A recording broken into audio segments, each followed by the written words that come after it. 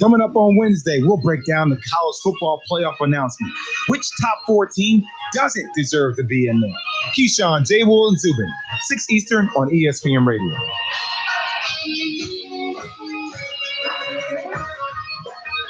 It's the Justin Kinner Show, live here on ESPN Dayton, 1410 Wing AM. Tweet the show at 1410 Kinner or give us a call at 457-9464. We now send you to the Wing Studios in Kettering. Here's your host, Justin Kinner.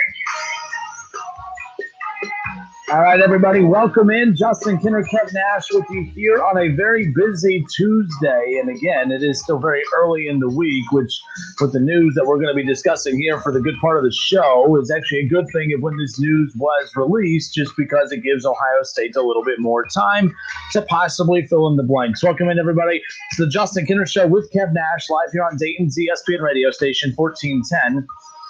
Wing AM. A lot to get into here this afternoon. We'll open up with the news that was just announced just a little over an hour ago. The Ohio State Buckeyes, the Michigan Wolverines, the greatest rivalry in all of sports. Well, it was Michigan Week. Michigan Week officially canceled.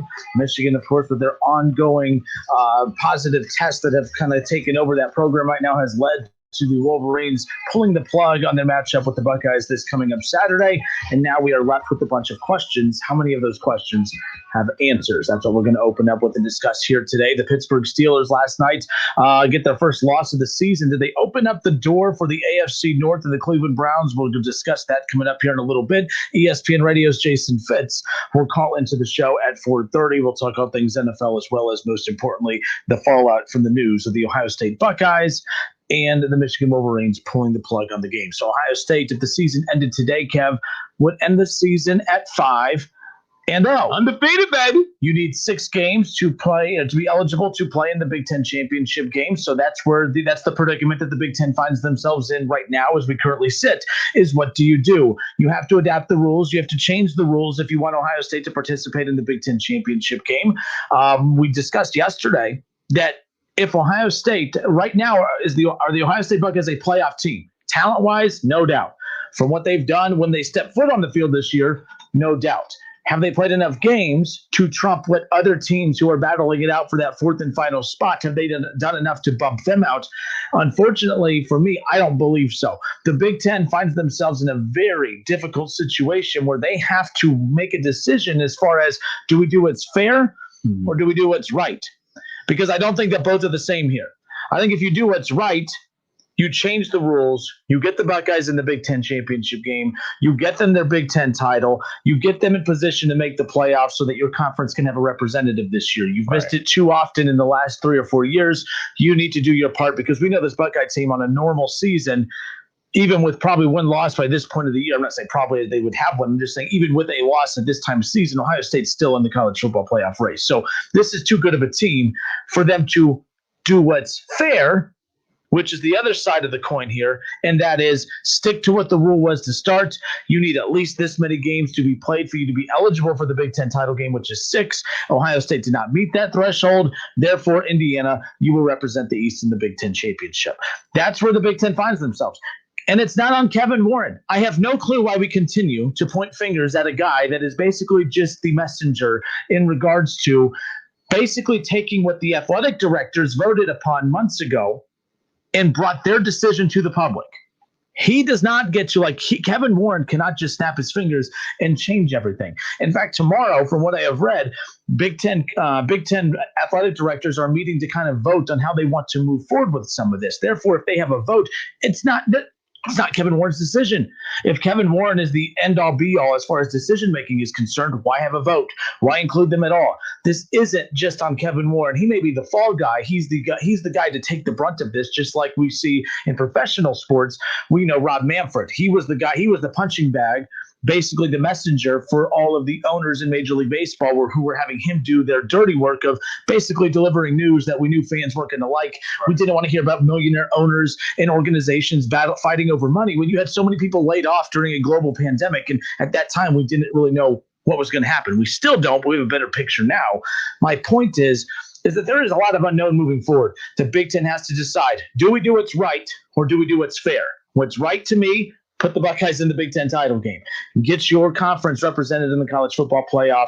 Ohio State did nothing wrong, but neither did the other teams like Indiana, who played the right amount of games to get in there too. So it's doing what's right or doing what's fair, but they are both not the same thing, unfortunately. In the Big Ten, they're going to have a lot of egg on their face one way or the other, however they decide to do this. The word that I want to stress to everybody, and the word that I've been saying all college football season, is everybody needs to be flexible. The college football playoff needs to be flexible. Each conference needs to be flexible. Each team needs to be flexible. And that's no different in this situation right here. We see with the ACC, they were flexible to make sure they did what was best for their conference to maybe possibly get 2 teams in the college football playoff by making sure both teams had a bye week before the ACC championship game. So Clemson and Notre Dame have a bye week before they play next week. The flexibility of the SEC schedule, juggling things around, backloading schedules, everything like that. And now it's the Big Ten's turn to be flexible. It's their turn. It's their right to be flexible. I don't mean to interrupt. I know you let me get my piece in, so I feel bad doing this. But I believe there's a gap in being flexible. Like, being flexible is, we'll just move a bye week around. We'll just move this game around. We're talking about changing an actual qualifying rule for a Big Ten championship. Indiana is looking to be in the very first ever Big Ten title game. So I know what you're saying. I agree with you 100%. Being flexible. Being flexible is allowing your teams to play non-con games to keep getting games in, right? We're talking about literally Indiana, based on the rules that were voted upon to start the season. Well, we know one team that ain't going to be voting for this. So you see what I mean? So that's my point as far as that goes. Like, I know what you're saying. I just think there's a difference between being flexible of moving a game around and actually just literally physically removing Indiana from a title game and putting Ohio State in. So I know what you're saying. I don't look at that as being flexible. I think that's a power move that I'm not against. I'm just saying I think people need to realize that it's not as easy as just saying, oh, Indiana, sorry, can you scoot out of the way? I think it makes it a little easier because Ohio State's beaten them already. Right. But this is a very touchy situation that, again, Kevin Warren does not have all the power that you people think he does. He is the messenger. The athletic directors voted upon this. In fact, the athletic director of the precious Ohio State University also voted for the 6-game minimum. And now we're trying to pretend like they are the victims here, which they're being impacted by it. But this was always the Big Ten has the worst luck in the world. Every conference, there is a possibility for every outcome of how these conferences decided to move forward during this pandemic of there being the worst case scenario. It's unfortunate that the only conference that is experiencing the worst case scenario is the Big Ten, and it's not just impacting their conference, it's impacting one of the top 4 teams in the country. That's why this is such a big deal. Yeah, I agree with you. The team that's really going to be affected by this is obviously Indiana.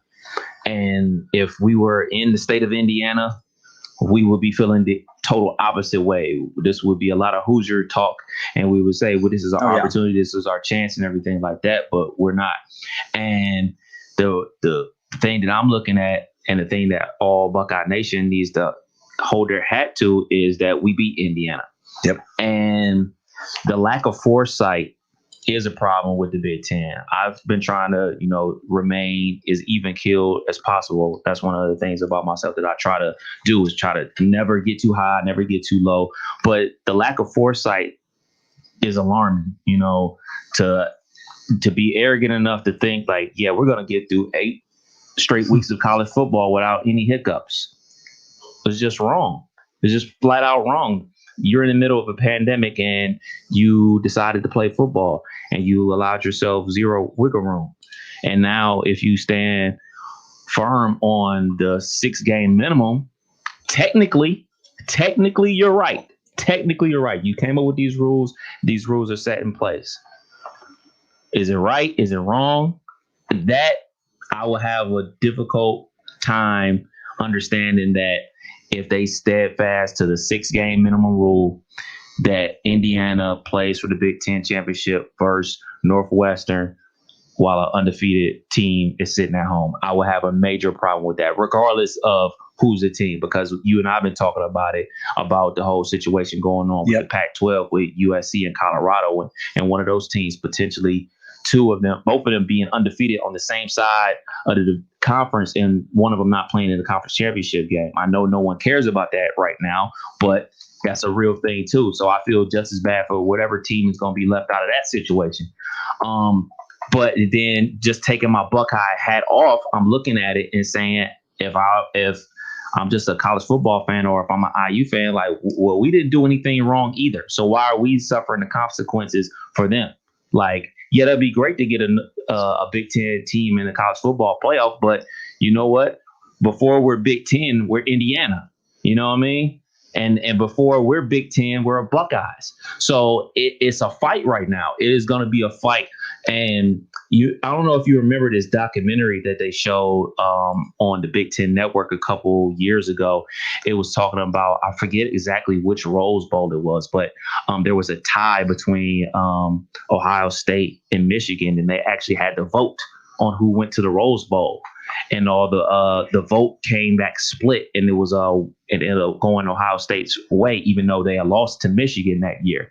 And I sense a situation like that because as many as allies, we'll say, Ohio State has, they have just as many enemies. You know what I'm saying? So don't think that Indiana doesn't have allies either. Don't think they are, man, there's just Indiana. Nobody cares about them. Like, when it comes down to this vote, it's not going to landslide Ohio State's way, and the only other team voting for Indiana's is going to be Indiana and Purdue. Like, they're going to team up and have allies. And to be perfectly honest, some of those ADs probably think like, well, look, man, we wrote the rules for a reason. Yep. These are the rules, so we're going to stick fast to the rules. Now, be it that as may, the college football playoff has said that they're not taking a minimum game situation into who's eligible to make the college football playoff, because, you know, Indiana could potentially go to the Big Ten championship, win the Big Ten championship, and Ohio State still get into the college football playoff. A Big Ten championship game would help a lot. I think it would help a lot just to add another game. Like, keep in mind, I don't think that let's be clear here. A Big Ten championship is not what is going to put Ohio State in the playoff. Right. Playing in another game, being the Big Ten championship game, is going to help that further along. The playoff is going to help as far as the resume is concerned. They need another game to get in. Right. They have an opening this weekend. That's going to be the big question. Right? Well, where they're playing next week for sure. Well, they're playing next week in that plus game. Yeah. And championship week are they going to be playing Wisconsin, or name your random team from the West? And right now you have teams like Purdue. Is that Purdue-Indiana game's off for this weekend? Or right now Purdue has paused all activity for right now because of a couple positive tests. So do you dial up Indiana again? The winner of that goes on to the Big Ten title, Big Ten semifinal, right? Yeah. At this point, you have to do what you have to do to get another additional game in. And to be perfectly honest, if you do get that game in, that's another win over a ranked opponent in Indiana, and then you play another ranked opponent in Northwestern, and that may get you into the college football playoff. If Purdue pauses workouts, you got to dial it up. You got to be calling right now, like, hey, IU, what's up? Yeah, we'll come to you. We'll do whatever. 457-9464. It's the Justin Kinner Show with Kev Nash, live here on 1410 ESPN Radio. We are reacting to the news that broke just about an hour and a half ago that the Ohio State Buckeyes and their matchup with the Michigan Wolverines, the biggest rivalry in all of sports, that game is officially off for this Saturday at noon. For those who have speculated that they believe Michigan was going to do this to stick it to Ohio State, here's why I know that is not the case.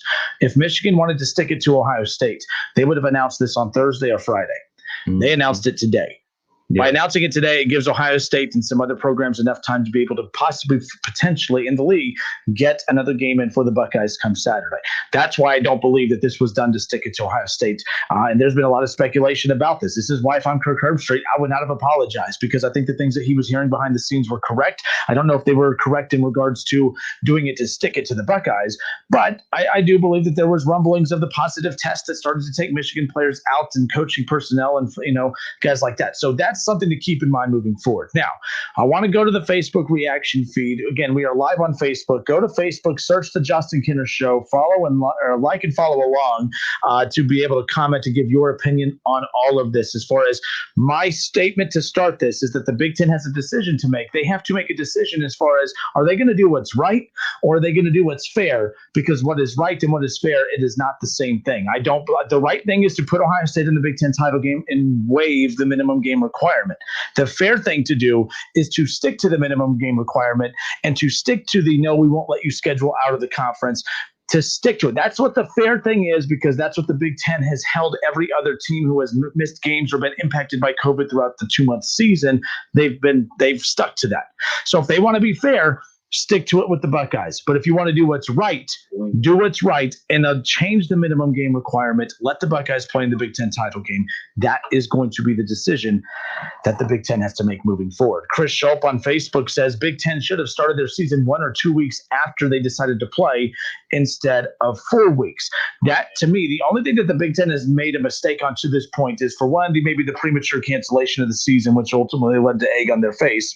But you know what, And Ken, that's water underneath the bridge. That's over and done with. We can't go to the past and fix those things. What we have to deal with is the present day. Like, oh, well, they should have did this and this would have never happened. Well, that's over and done with. We can't keep going back to that. That's over. What we have to worry about is the upcoming week. So a solution, working on something in the future, that's what everybody needs to be focused on. And the thing that people need to be focusing on, unfortunately, Purdue has COVID issues that they're dealing with. Hope everybody on their program is fine. You need to be dialing up Indiana, saying round 2, what's up? That's going to be the big key moving forward. So, on to the next one. How about this? Nick on Facebook says Texas A&M is free. The Big Ten needs to let it happen. Here's the problem that I have with this. Do not put Texas A&M on the schedule. Even if the Big Ten says you could schedule a non-conference game, do not put Texas A&M on that schedule. You don't need Texas A&M. You could play Alabama A&M. You could play some weak team. Ohio State doesn't need Texas A&M as far as the quality of the opponent to get into the playoff. Okay, Ohio State just needs a team with bodies on it to play. They need to get out on the field and just be able to get out on the field long enough so that they could put a W in the win category. A win over Texas A&M doesn't really do anything for Ohio State. To me, Ohio State beating Texas A&M or Ohio State beating Michigan by 30, it's the same impact as far as the college football playoff resume moving forward. It does actually. It helps if they beat Texas A&M, but I don't believe. But they don't need them to get in. Ohio State's in or has a shot to get in regardless. Texas A&M desperately needs Ohio State. If I'm Ohio State, you have everything to lose. They need us more than we need them. If you play Texas A&M, you risk playing an opponent that you're going to lose to. That you don't need to do that. Do not put yourself in that situation if you were Ohio State, because everything that could go wrong for you this year has gone wrong outside of actually losing games.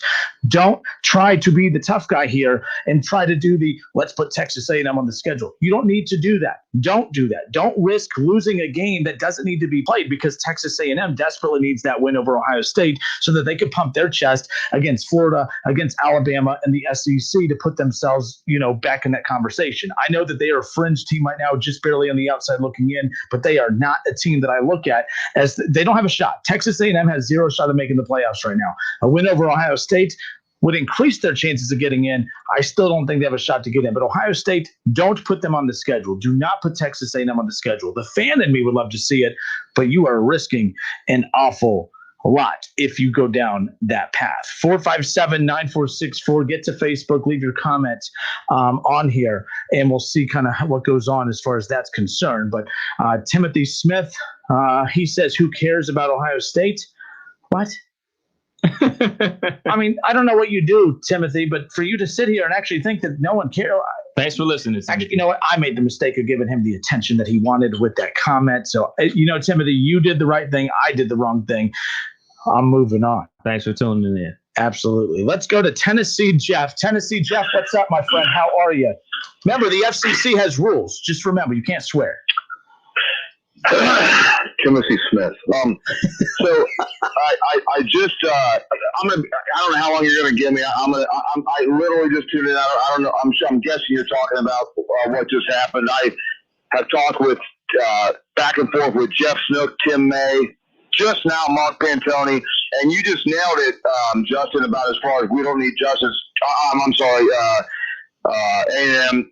They're scrambling, dude. Like, literally right now, they don't give a SHIT who it is they want to play. And I can't even get – let me just say this. You guys are youngsters. I'm 52 years old. This is fact, man. Since my father, before he passed away, I have hit 36 straight rivalry games. This is my first one I've ever missed in 36 years. I'm sick, man.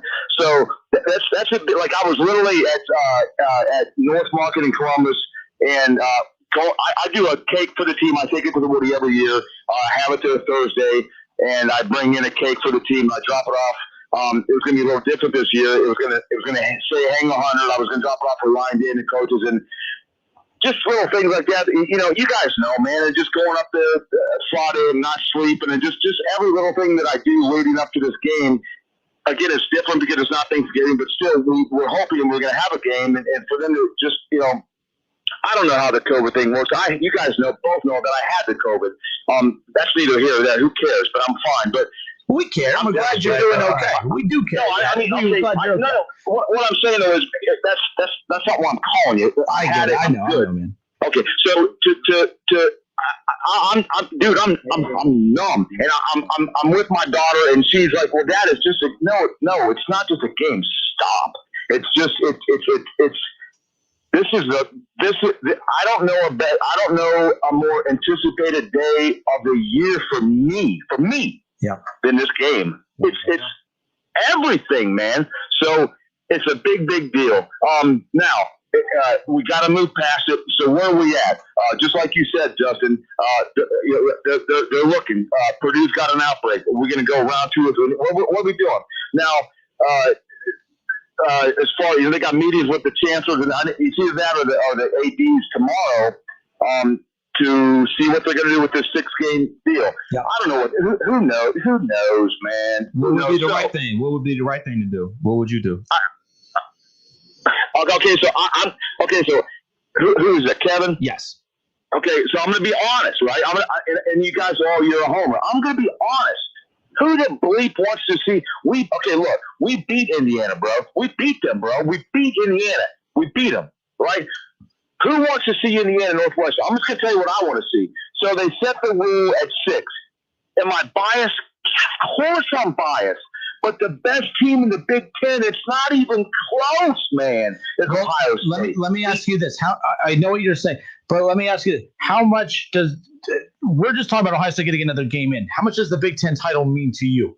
The playoff means more to me than anything. So if Ohio State playing next week just means they get another game, which means they're one step closer to the playoff, I'll take a playoff over a Big Ten title any day. I'm not saying that they win a Big Ten title, they're definitely in, but I'm just curious. I mean, you're bringing up the Big Ten title game. How adamant are you about this? It has to be the Big Ten title game that you see. Here's my answer to you.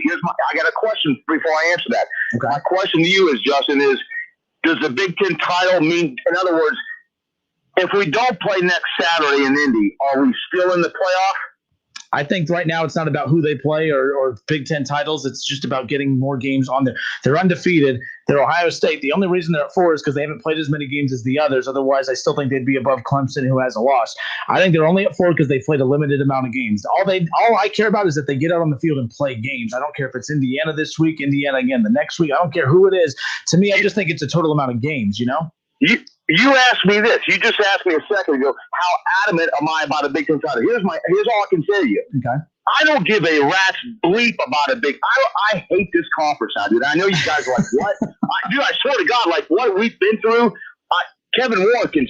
Well, anyhow, I don't care about a Big Ten conference. I don't think we get in. I do. I think we are sitting at 5 with either a Texas or a Florida. Or, dude, they're gonna leave us out if we don't play that Big Ten conference. Period. We are not getting in. I'm telling you, I don't think we get in. I think we have to play in the Big Ten title game. You? Yeah, the Big Ten title will definitely help, but I do think that there's a scenario that scares me. And Kevin and I talked about this yesterday. If Florida beats Alabama, Clemson beats Notre Dame close, I believe those 4 teams are getting in. Absolutely. And it's not me trying to stir the pot or anger Buckeye fans. It's reality, bro. It's just how it is. So it's unfortunate, but you're right. The Big Ten title would definitely help their cause. But assuming that doesn't happen, I don't see Florida beating Alabama. I'm not saying they can't. I just don't see that happening. That 4th spot's going to be open. A Big Ten title would secure it. But I think the college football playoff, they're looking for reasons to put Ohio State in, not reasons to take them out. So I do think. And there's so many reasons to put them in as far as, So I think they're okay. I think they're fine. So really, even if we don't, okay, real quick. They're not bulletproof. I don't even think a Big Ten title makes them bulletproof, but I'm just saying I don't think that they're drowning or calling for a lifeboat by any means. Last question. If we don't go to the Big Ten title, Indiana and Northwestern go. Northwestern lost. they're not good, man. And Indiana, they don't have Pettis. So if those two face off in the Big Ten title game, we're sitting here with 5 wins with our, in our hands, and we're just looking at the Big Ten title game. You still think if Florida loses, which they're gonna, and whatever happens with Clemson, Notre Dame, who cares? You still think we slide in at number 4, even without a Big Ten title? As dumb as this sounds, Ohio State got a win today by Cincinnati, not getting 2 more chances at the top 25 team the next 2 weeks. So I think it's a long yes. There's many scenarios we can go through as to why they'll make it and why they won't make it. But hey, Tennessee Jeff, always great hearing from you. We'll talk soon. Go Bucks, man. Adios, man. He usually that was a depressing go Bucks. Yeah, man. Real quick, this is from Bruce Feldman. Source inside the Michigan program says they were going to be without 45 players this weekend versus Ohio State due to positive COVID-19 cases and contact tracing and injured players. So, yeah, and I don't think this is even a question about is this real or not for Michigan. Right, like this is a real outbreak for Michigan. So yeah, they didn't. That whole conspiracy theory, needs to be thrown out the window, if that's the concern. Let's go 457-9464. Let's go back to the phones, Kev. Who we got? We got Mark. Mark, welcome in, sir. How are you? Good, guys. It's been a couple weeks, but I'm going to solve all of this for you. Good. I got my pen. It has fresh ink. I'm ready to go. We're dying for answers. Thank you. JK, by the way, great win with the Browns. That's all I'm going to say about that. That's all I needed to hear. We can go back to Bucks talk. Thank you. I'm going to take a piece of what that guy just said. Okay. A piece of what you just said. I'm going to take a piece of what Heather Dennett says, and I'm going to tie it all in. I don't care about the Big Ten.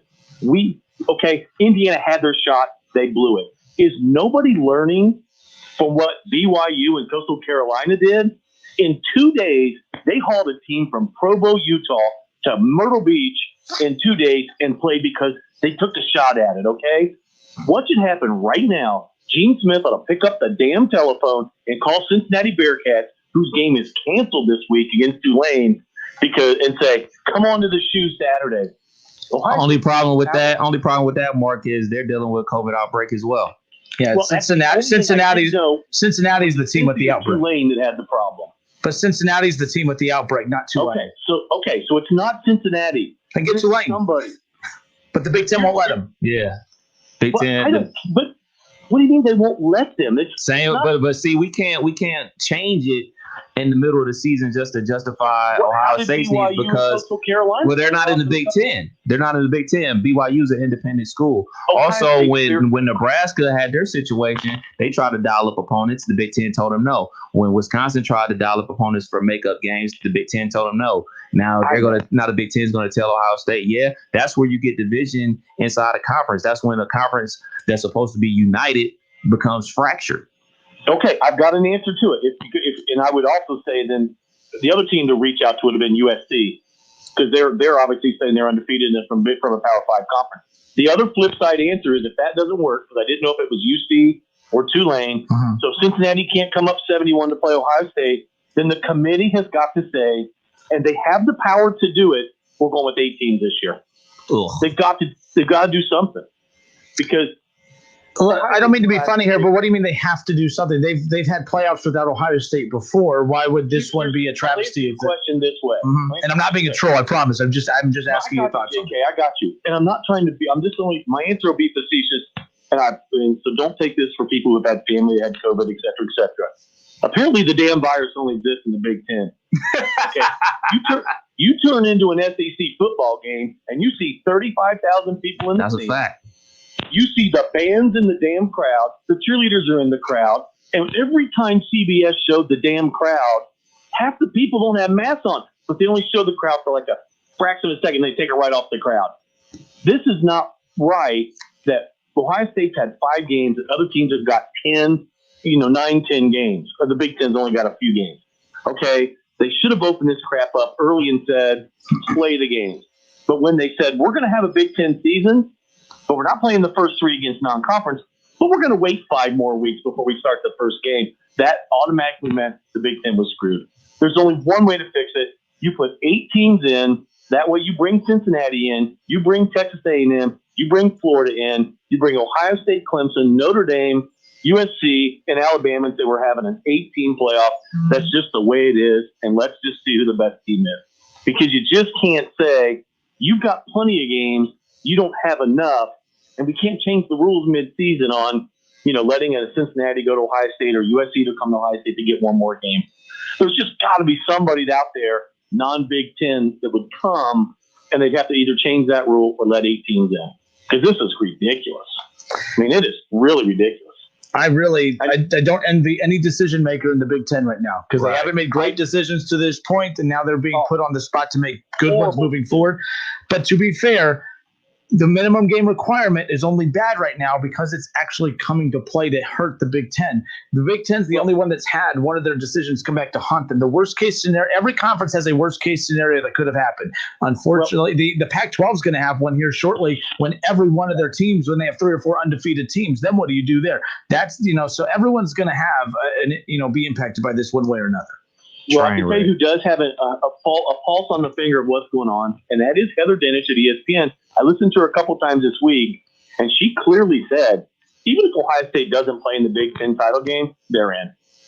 They made a statement against Indiana. They made a statement with 23 players, no coach, went on the road, put 52 on Michigan State, who just beat a 9th-ranked Indiana. Their statement's made, let them in.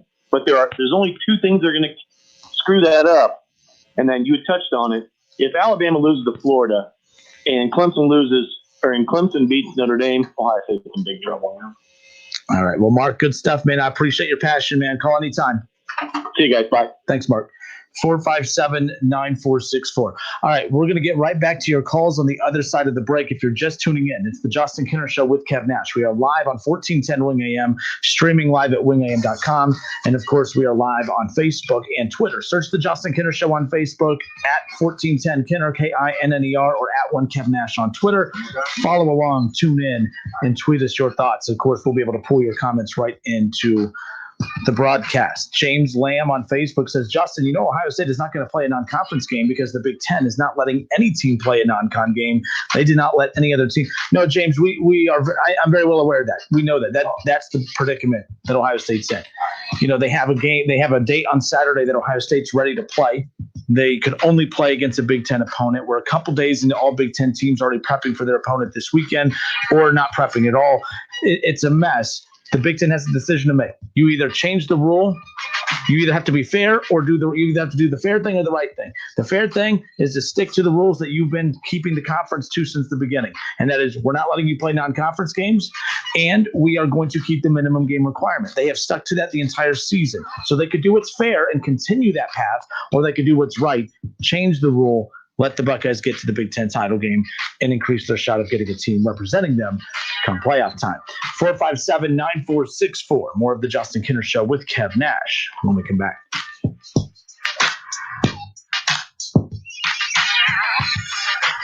It's the Justin Kinner Show with Kev Nash. Justin, you're awesome, baby. Right here on 1410 ESPN Radio. ESPN 1410 Wing AM weather. More clouds than sun today with a high near 40. Mostly cloudy overnight, low 31. Mostly sunny tomorrow with a high of 49. We'll hit the low 50s on Thursday, upper 50s on Friday. I'm John Bailey for 1410 ESPN Radio. I hired nuptial num-nums to cater my wedding, and it was a disaster. Everyone was raving about the food instead of my dress. No matter how hard you work for your small business, online reviewers will find something to complain about. They're like, oh, Veronica, the lamb chops. Did the lamb chops fly you out to Cancun? And while Progressive can't save you from these trolls, we can help you save money on commercial auto and business insurance. I will not be hiring them for my next wedding. Get a quote online today at progressivecommercial.com. Progressive Casualty Insurance Company, affiliated and third-party insurers. Napa know-how. Right now, get a 5-quart jug of Napa full synthetic motor oil and a platinum filter for just $22.98. They're an iconic duo like salt and pepper, a hammer and a nail, or the holidays and awkward hugs. You can't get one without the other. That's Napa full synthetic and a platinum filter for just $22.98. Quality parts, helpful people. That's Napa know-how. Napa know-how. General States pricing. Sales price does not include applicable state, local taxes, or recycling fees. Offer ends 12/31/20. Start your holiday gift giving with Esther Price Candy's traditional gold boxes. Variety of holiday baskets, corporate trays, bourbon cherries, and much more. Visit any of their 7 locations in Dayton or Cincinnati. Call and order curbside curbside service from any of their locations, or shop online at EstherPrice.com and ship your family and friends their favorites. Your holiday tradition is at Esther Price Candies. There's a whole lot sweeter with fine chocolates from Esther Price. At Target, we know a good deal means a great deal. Now save more with Target Circle. This week through Saturday, save $10 when you spend $50 on top toys and games with Target Circle. Like LOL Super Surprise, Paw Patrol, Star Wars, Hot Wheels, and more. That's $10 off when you spend $50 on top toys and games. In-store and at Target.com. Save more with Target Circle. Join in the Target app or at Target.com/circle. Bring more to every moment for less. Only at Target. Exclusions apply. Napa know-how. Get all the quality parts you need at your locally owned Napa. Because right now, when you order from Napa online, you can pick up curbside at your local store in just 30 minutes. Or get your order delivered direct to your door with free one-day shipping and over 160,000 quality parts when you spend $35 or more. Quality parts delivered quickly and safely. That's Napa know-how. Napa know-how. At participating stores, standard ground shipping and exclusions apply. The Montgomery County Veterans Service Commission is here to assist veterans during this COVID-19 pandemic. Even though we are not meeting face-to-face, we are here for you. We understand it is a difficult time with this virus threat and the strain of implementing social distancing. For those Montgomery County veterans who have lost their source of income due to their employers having to close or reduce their business hours due to the COVID-19 pandemic, you may be eligible for COVID-19 special financial relief assistance. Please contact the Montgomery County Veterans Service Commission at 937-225-4801 Monday through Friday for more information or to have an application sent to you. You can also visit mcvsc.org. The Montgomery County Veterans Service Commission is here to help Montgomery County veterans during the COVID-19 crisis. Call 937-225-4801 Monday through Friday or visit them online at mcvsc.org. Tie ball game with the shot clock winding down now. Jones takes the ball to point off the high screen and roll. He puts up the shot at the buzzer, and it's Timothy's Bar and Grill on Brown Street. Dayton Flyers basketball fans can't make it to the arena this season, but want to experience a safe electric college game day atmosphere? Timothy's Bar and Grill is the spot to support the Flyers all season long. Follow Timothy's Bar and Grill on Facebook and Twitter for select game day specials. Go Flyers! Hi, Joey Beckett here at Buckeye Ford in Sydney, home of the Works package. We'll change the oil and filter, rotate the tires, check the brakes, test the battery, and check all the fluids and filters. Still starting at just $39.95. And ask us about our double take tire specials. Goodyear, Michelin, BF Goodrich, Kelly, and other quality tires. Buckeye Ford in Sydney, exit 92 off of I-75. We'll see you soon. Listening to this Allstate commercial about savings might be the hardest thing about getting those savings. Save for simply becoming an Allstate customer. Save more for adding DriveWise. And save even more for driving safely. Visit Allstate.com or contact your local agent for a quote today. Allstate. Minimum effort, maximum reward. Not available in every state. New customer savings based on early signing discount. Drive-bys as an optional feature. Savings vary based on how you buy. Subject to terms and conditions. Allstate Fire and Casualty Insurance Company and affiliates. Smoothbrook, Illinois. I'm Dr. Baker, an ER physician. If you're having leg pain, swelling, or redness, but haven't talked to your doctor yet, don't wait. This could be deep vein thrombosis, a blood clot which could travel to your lungs and lead to a pulmonary embolism, which could cause chest pain or discomfort or difficulty breathing and be deadly. Your symptoms can mean something serious, so don't wait. Talk to a doctor right away, by phone, online, or in person. Brought to you by Bristol-Myers Squibb and Pfizer. This year, get a gift for the crew and something for you, too. Shop Lowe's in-store or at lowesforpros.com for brands like DeWalt, Metabo, HPT, Yeti, and more. While supplies last, U.S. only. There are many ways to catch the Justin Kinner Show with Kev Nash on 1410 ESPN Radio, weekdays from 3 to 6 p.m. You can catch it live right here on 1410 Wing AM, or you can stream the show at wingam.com. But now we have another way that you can take in the show. You can now watch the Justin Kinner Show with Kev Nash live on ESPN Dayton's Facebook page. Listen, stream, watch. It's the Justin Kinner Show with Kev Nash, weekdays from 3 to 6 p.m. on 1410 1410 ESPN Radio. All sports, all the time. This is 1410 ESPN Radio.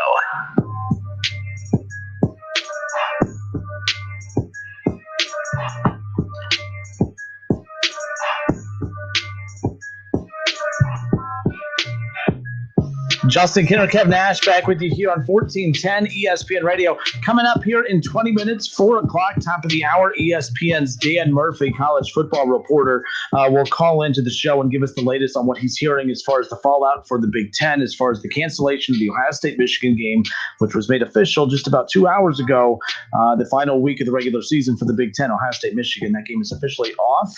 What's next for the Buckeyes, who right now, if the season ended today, if the season ended on Saturday without Ohio State kicking off against any opponent, Ohio State would finish the season with only 5 games. Now, there's still not a shot there. I mean, they will play, I guess, technically a week from Saturday, hopefully, in what would be either the Big Ten title game or just a Big Ten game in general to close out that weekend. But we're talking about a Buckeye team who was, projected to be a college football playoff team for sure. Many still believe that even with 5 or 6 games that they are a lock, assuming that they're undefeated, a Big Ten title would go a long way.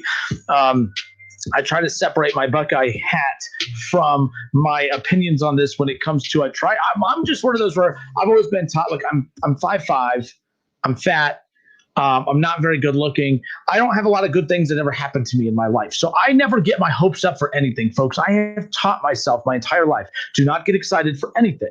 So that way, when disappointment happens, it's like, it's just another day for Kinner. It's just another day for Kinner. So if the Buckeyes miss the playoffs this year, it's just another day for Kinner. Now, you folks are making the mistake of getting your hopes up, right? No, in all seriousness, I look at this scenario and I look at a situation where Florida beats Alabama and Clemson beats Notre Dame in a close one. Those are your 4 college football playoff teams. My gut is telling me, and I have a big gut. Lots of room in there for other feelings to come at some point. But right now, my big gut is telling me that that's how I see it shaking up, with Ohio State only having 5 to 6 games. If this is a typical year where Ohio State's 12-0 with the Big Ten title, trust me, there's one of those one-loss teams is out. It doesn't matter who it is. Right. So, because of this year, I am a little weary. Now, Kev, you sent me during that commercial break a tweet from Brett McMurphy, which, of course, he is getting a lot of heat today. He's very passive-aggressive in his tweets today, so it's really irking some Buckeye fans. But Brett McMurphy says that the Big Ten is committed to transparency and will continue to collaborate with its member institution stakeholders to determine Big Ten football championship game participants' requirements as well as tiebreakers. In other words, we'll get back to you tomorrow. I don't anticipate an answer or a solution to any of the problems through the rest of the night. Oh, no. That's something we're that going to right be now, breaking news tomorrow. This is just going to be a hot take afternoon. We are going to have our hot takes. We are going to have our, our anger-filled, opinions. That's basically what the rest of this afternoon is going to be filled with. Coming up at 4 o'clock, again, ESPN college football reporter Dan Murphy is going to call into the show. We'll chat with him about what he's hearing. We're also going to have ESPN Radio's Jason Fitz, who covers a lot of college football as well, calling in at 4:30. So we got a lot of reaction from this Buckeye news from earlier today. When it comes to this matchup, my thing is, this really wasn't about, to me, this wasn't about Michigan week, Kev. This wasn't about anything. This would be just as big a news if they were playing Illinois this weekend. This would be just as big a news if they were playing Rutgers this weekend. I'm not mad that we're not getting to see the rivalry game this weekend. I'm mad that Ohio State is potentially not going to play Saturday, this is going to impact their college football playoff resume. I think it's both, though. I think it's the you wanted to see a game between Ohio State and their 30-point underdog opponent? My goodness. Last time they had a 20-some point underdog, they only won by 7. It is the rivalry game, so you're always looking forward to that. But then the cherry on top is this could potentially keep them out the Big Ten championship game, and then potentially keep them out the college football playoff. It's the hits just keep coming. You know what I mean? Mm-hmm. It's just one thing after another. The fallout from everything has repercussions to everything going on with Ohio State football here, man. And it's just watching from our point of view. It's just especially for you and I, who try to keep our Buckeye hats here and then just call it how we see it on the other side. It's saying like you talked about, what's fair and what's right are two different things right now. Yep. What's fair is hey, Big Ten, Ohio State is undefeated. They beat the team that you guys will be putting in that place. The Ohio State should be playing. But what's right is, hey, man, we made these rules, and these rules should have consequences, and we should abide by the rules. And the rule was 6 games. So if you didn't get your 6 games in, you're not eligible. Kind of like my analogy with the NBA scoring champion. If you come in the last week of the season and you play 5 games and you drop 50 points in each of those games, yeah, technically you average 50 points for the season. But guess what? You're not the NBA leading scorer. Kevin Durant is, because he played 80 games. You played 5. It's kind of like one of those situations. So I'm at a loss, man. Obviously, I would love for Ohio State to be playing in the Big Ten championship game, but there's a glaring situation that says, hey, man, they agreed to 6 games. This was agreed to. This was all the ADs. Gene Smith. Yeah, they agreed to it. They agreed to it. So where are we going to land? Where are we going to roll with this? Or are we going to just roll with nobody wants to see Indiana and Northwestern play? Then what's the point of playing football anyway? If we're only going to be talking about these big time brand name teams, then nobody else should play football. It should only be Clemson. It should only be Alabama. It should only be Ohio State. It should only be USC when they're good. It should only be Texas when they're good. Like all you other programs, all you minor, middle of the road programs, y'all don't even need to play. Matter of fact, don't even show up. Matter of fact, just cancel Christmas, cancel your program, because you don't matter. That's what you're telling these other schools when you talk like that. And by the way, I know people don't want to hear this, but the 6-game requirement is not that big a deal. It's only a big deal because it's impacting Ohio State. Of the 14-10, that's 14-10 ESPN Radio, folks, right there. It's a little simple plug. Of the 14 Big Ten teams, Kev, 11 of the 14 were able to get 6 games in this season. So it's just like, this is what I mean by the Big Ten. This is just a case of bad luck. I feel like I'm one of those Cincinnati Reds apologists from last year, where the Reds aren't bad because they're bad. They're just bad because of bad luck. The Big Ten is being bit in the ass by bad luck because, let's be clear, it's not like the entire conference struggled to get 6 games in, Kev. Right. There's only one team that needed 6 games. Right. And that one team is one of the 3 that didn't. Right. Like there's 14 teams and 11 of them got at least 6 games in. So this is why I'm not mad at Kevin Warren. This isn't the Big Ten's fault necessarily. This is just, unfortunately for the Big Ten, the worst case scenario that could have been played out is being played out. That's the problem I have. I think Mark on Facebook says it's hard to get to 6. Mark, 11 of the 14 teams got to 6 games this season. So it's just unfortunate that of those few that didn't, one of them just happens to not only be the best team in the Big Ten, but a national championship contender. It's real sad because, obviously they missed the Maryland game because Maryland had their situation with COVID in a county that was spiking. Then Ohio State had their outbreak in a county that's spiking. And then you look with everything that's going on in Michigan, they're spiking. Like this is a COVID-19. This is a pandemic. This is not something like a normal year. This isn't something like, oh man, we could just brush it off and say, oh man, just go play, throw some dirt on it. Like, yo, we're in the middle of a pandemic. Like these type of things are going to happen. And that's what I'm talking about with foresight, with the Big Ten. I've been, quote unquote, Kevin Warren apologist and athletic director apologist, saying, hey man, they're doing what they got to do, all that type of stuff. But the lack of foresight for them to have that 6-game requirement, I'm cool with a requirement, but I was more of a fan of percentage as opposed to actual games played, to be eligible for the Big Ten championship. So a 2-0 team, 100% win percentage should get it. Oh yeah, I'm with you. That's why the minimum was put in. Yeah. I'm with you. Yeah. And by the way, point, it has to be some type of cutoff. It can't be just, oh man, you weigh 1 and you're in. Like, yes, you're right. It has to be some type of cutoff. And it is just alarming to me that nobody is seeming to see the other side of it, where like, hey man, Indiana played the right amount of games. Ohio State is yet to do that. Now maybe they can dial up Indiana and do a redo, get another game in and get that 6th game in. And maybe they can get it in and go from there. But as of right now, like, where are you at with it? See, if they called you and said, Kenner, who's in the Big Ten championship game? Who's in the Big Ten? Who's in the Big Ten based championship on these game? rules? People ain't gonna like based on Kenner. Based on you have the final call. You're the final vote. Are we putting in Ohio State because they're 5-0, or are we putting in Indiana because they met the requirements? Kenner, what are you doing? Start what you finished. Put Ohio State in. The only reason the Big Ten caved and played Is because Justin Fields petition. Is because Ryan Day and Gene Smith in Ohio State put the pressure on everyone. Ohio State had a national championship contending team. They were the loudest member of the room to get the season started. Michigan wanted a season. Jim Harbaugh was we saw Michigan and Ohio State actually working together on a lot of those, campaigns to get the season back. So let's be clear as far as that goes. But keep in mind, finish what you start. Because the only reason that Kevin Warren and a lot of those schools caved is because of the pressure that was put on by Ohio State. Because if Ohio State, and I hate to say that because I feel like, it's one of those things where, Kevin Warren needed to be in control there. But at the same time, I don't think if they didn't have a national championship contender in this conference, I don't think that they have the urgency to get going. The Pac-12 only had a season because the Big Ten made them look bad by getting back into the party. So the Pac-12 is like, well, we better do something. Right. But the Pac-12 doesn't have a title contender. That's why they're just kind of off in the distance a little bit. Oh, we played a few games. We got 4 or 5 games in, got some exposure, some eligibility. No one's taking a hit. So we're good. Let's go to the phones. 457-9464. Kevin, give me someone. We have Charlie. Charlie, what's up, man? How are you? What's up, Justin?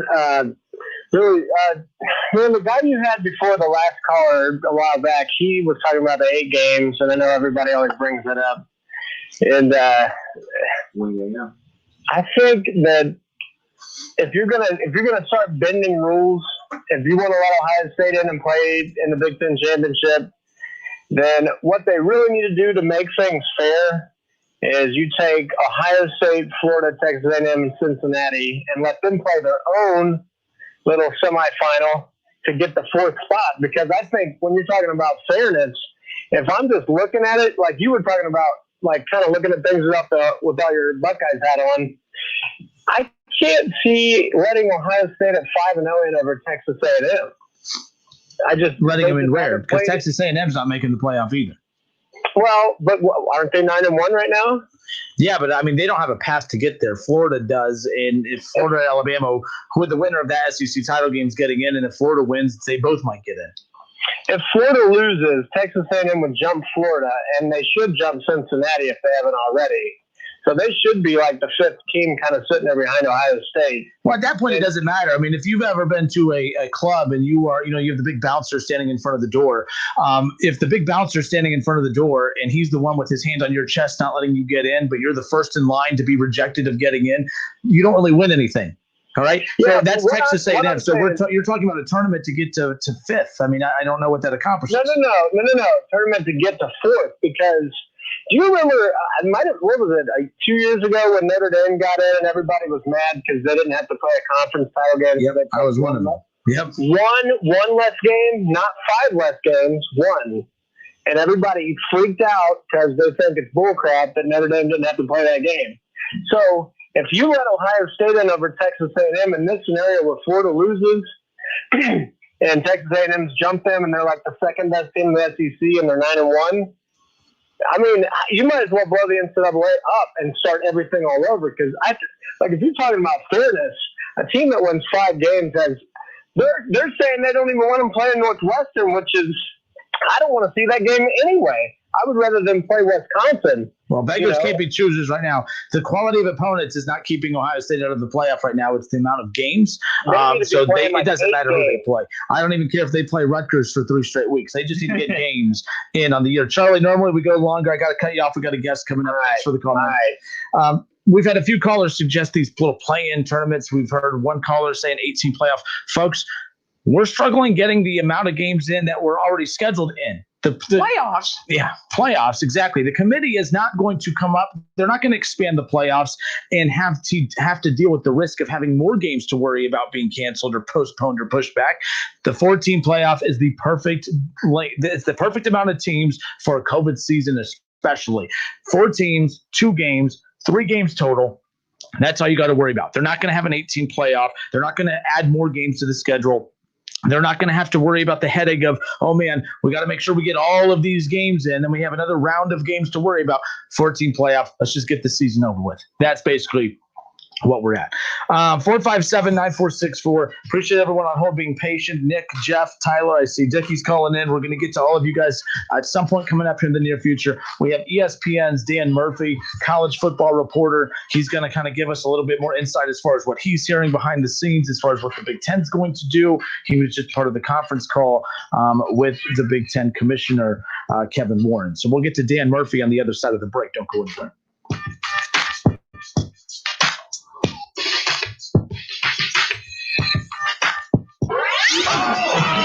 It's the Justin Kinner Show with Kev Nash, right here on ESPN 1410 Wing AM. All those mouths to feed. So many different cravings. In a world filled with endless dinner options, lives a family ravaged by hunger. The answer lies with one man. No, not just a man, a king, a pizza king. Get a large Casano's Deluxe Pizza for $15.99 or a large pepperoni for just $12.99. Call 294-KING and see for yourself why the proof is in the taste. Pizza King. The radio in your dash is more than radio. That SiriusXM button is instant access to a world of exclusive entertainment, including ad-free music channels for every genre and decade. You can also hear your favorite sports, comedy, talk, and news. Plus, you can stream with the SiriusXM app on your phone and connected home devices. And there's never been a better time to listen. Subscribe now and get your first 12 months for $5 a month with a new select subscription. Fees and taxes apply. Go to SiriusXM.com to learn more. It's time for some straight talk. Look, we all drop our phones. It happens. You fumble it, crack it, splash it. Well, Straight Talk Wireless now offers this new Platinum Unlimited plan that includes phone protection. Just $65 a month for unlimited talk, text, and data, plus 20 gigs of hotspot, 100 gigs of cloud storage, and more. All on the best network. Straight Talk Wireless, no contract, no compromise. See Mobile Protect terms and conditions at Asurion.com/Straight Talk. Limitations and exclusions apply. It's time for some straight talk. Look, we all drop our phones. It happens. You fumble it, crack it, splash it. Well, Straight Talk Wireless now offers this new Platinum Unlimited plan that includes phone protection. Just $65 a month for unlimited talk, text, and data, plus 20 gigs of hotspot, 100 gigs of cloud storage, and more. All on the best network. Straight Talk Wireless, no contract, no compromise. See Mobile Protect terms and conditions at Asurion.com/Straight Talk. Limitations and exclusions apply. Mel Gibson is Santa, as you've never seen him. Rent Fat Man, now available at Redbox. To save his declining business, Kris Kringle is forced into a partnership with the U.S. military. He's also locked in a deadly battle of wits against a highly skilled assassin hired by a vengeful 12-year-old boy who believed he deserved better than coal in his stocking. As the story unfolds, it becomes clear jolly old Saint Nick isn't someone you want to mess with. Watch Fat Man, starring Mel Gibson, and make it a Redbox night. Visit redbox.com for all the ways to watch. Home for the holidays, taking on a new meaning this year. Whatever your plans to celebrate, First Florist and Greenhouses can brighten your home with the holiday spirit. For gourmet baskets, holiday decorations, seasonal plants, and fresh cut.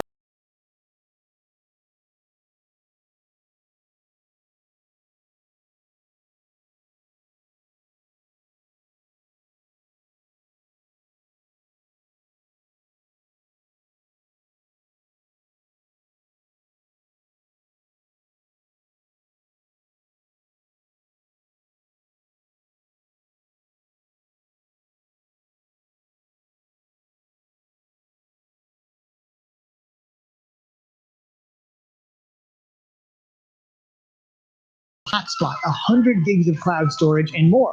All on the best network. Straight Talk Wireless, no contract, no compromise. See Mobile Protect terms and conditions at Asurion.com/Straight Talk. Limitations and exclusions apply.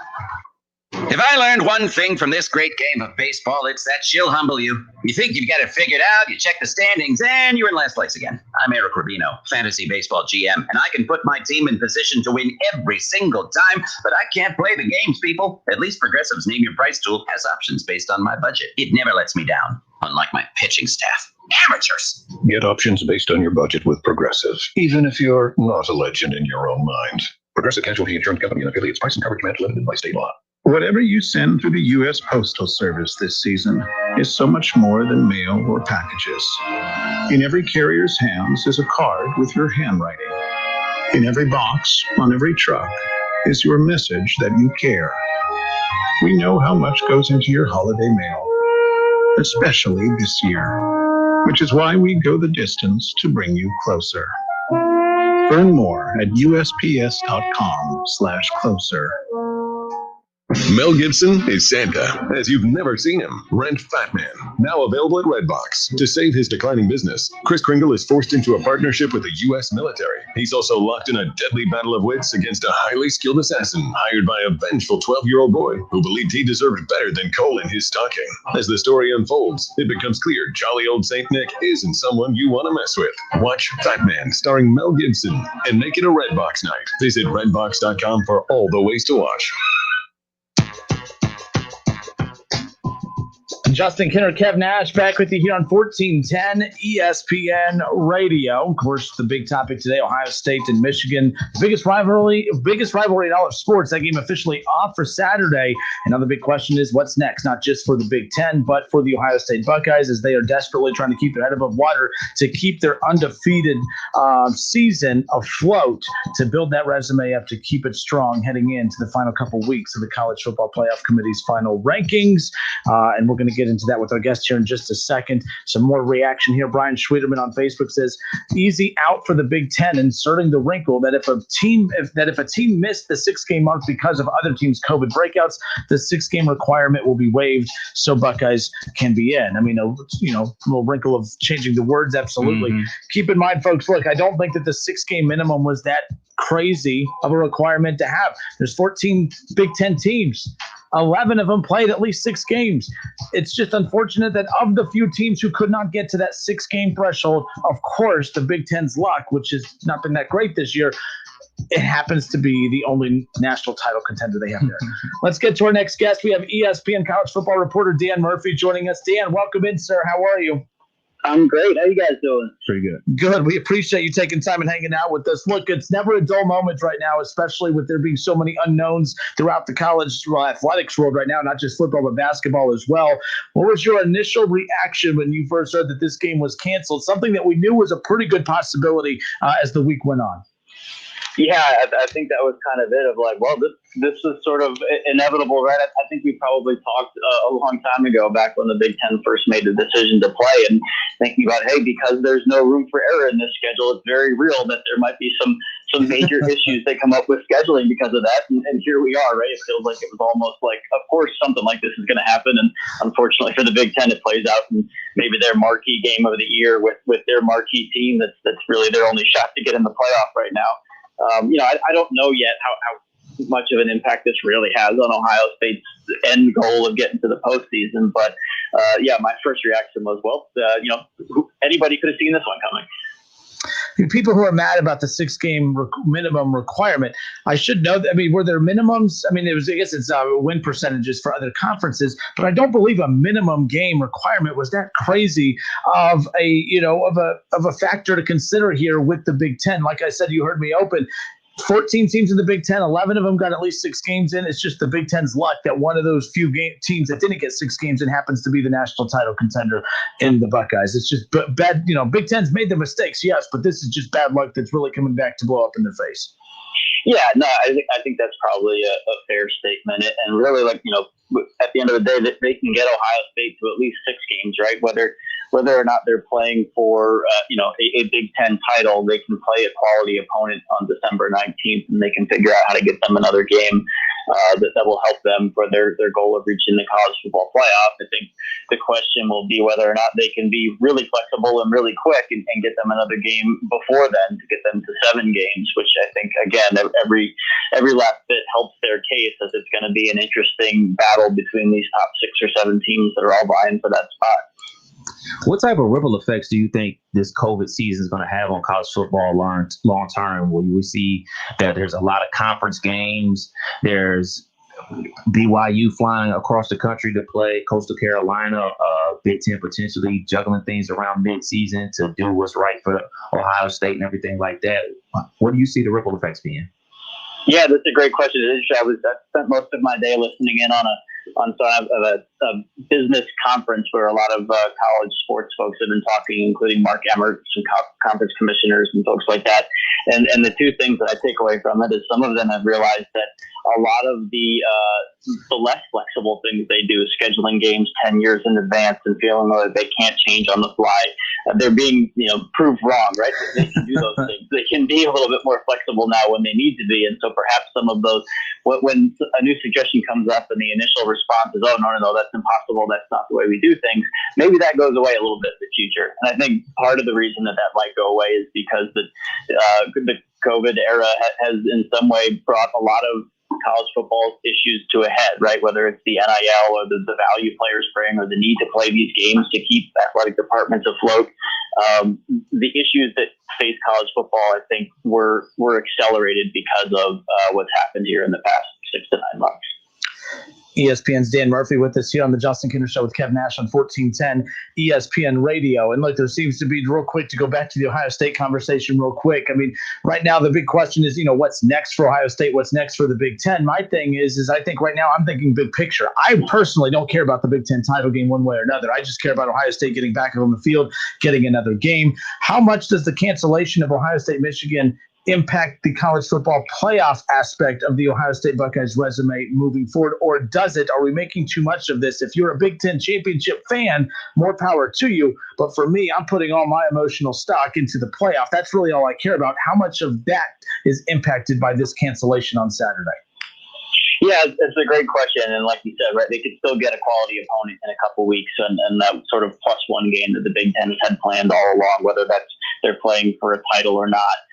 But I think every game they can add to their resume, right? 7 looks better than 6 when you're competing and sort of splitting hairs to reach one of those last playoff spots. And certainly Ohio State will be in that conversation, whether they're 6-0 or 7-0, provided that they win what's left on their schedule. But it can only strengthen their case to get another game. And I think the Big Ten probably has to make a decision very quickly in the next day or two of whether or not they can find a way to get a 7th game on Ohio State's schedule, which I'm sure the Buckeyes want, and whether or not the Big Ten wants to sort of go back on some of the rules that it set earlier this year. We heard Kevin Warren talking this afternoon saying, hey, we need to be nimble, we need to be fluid when we think about this here in the coming day or two. So he didn't close the door on the fact of them trying to find a way to get a 7th game, which I think would be a big help for the Buckeyes' chances. What do you think the fallout from Indiana is going to be? Obviously, they're the person or the team that's going to be affected by this the most, because they're sitting right there to be in the Big Ten championship game. And if accommodations are made for Ohio State to play an additional game and they win that game, they're the ones that's going to be knocked out of the Big Ten championship game. I can't assume that they're just going to be like, oh, that's cool. Yeah, no, that's a great question, especially for a program like Indiana, where winning a Big Ten championship is a huge deal. Yep. Getting to play for a Big Ten championship is a huge deal, right? So how are you going to make sure you're being fair to them and being fair to Ohio State, who might have a different end goal at the end of the day? Listen, none of this stuff has been easy for anybody who has to make these decisions in the Big Ten. This one certainly won't be easy. I think for most football fans, I'm sure you guys think it's let's get them on the field as long as it's safe and healthy to do so. Let's get them on the field as many times as you can, and hope that the rest shakes out and takes care of itself. Yeah, it's going to be interesting tonight, again, because the college football playoff reveal, the polls come out again tonight. I don't think the cancellation of that's going to have an impact of where Ohio State is as far as that, but I am curious your opinion. I know you don't cover the college football playoff per se, but I am curious in your opinion, Ohio State, are they sitting at 4 just because they played less games than everybody else, or would they be higher than Clemson in your opinion if this was a regular season and this, they were 8, 9, 10 games into the season at this point? I think you could, if they're 8-0, 9-0 or something like that, I think you could make the argument for sliding them ahead of Clemson. I think it's splitting hairs at the end of it. I think both of those teams would still be firmly in the top 4, right? So it's just a matter of where you're traveling to the game and who your opponent is. So that'd be a good question. I think that the biggest knock you can have against Ohio State is you don't know enough about them. You haven't seen them play enough games. Otherwise, there's no reason to say they shouldn't be right there at the top of the conversation. All right, Dan, as we send you out, I know that you were tweeting out earlier in the afternoon that Mark Emmert had also talked about the big picture as far as college basketball is concerned. With Indianapolis, a few weeks ago, an announcement was made that they're potentially looking at Indianapolis for the NCAA tournament. tournament. What are you hearing as far as that? We're so much eyes and attention on college football.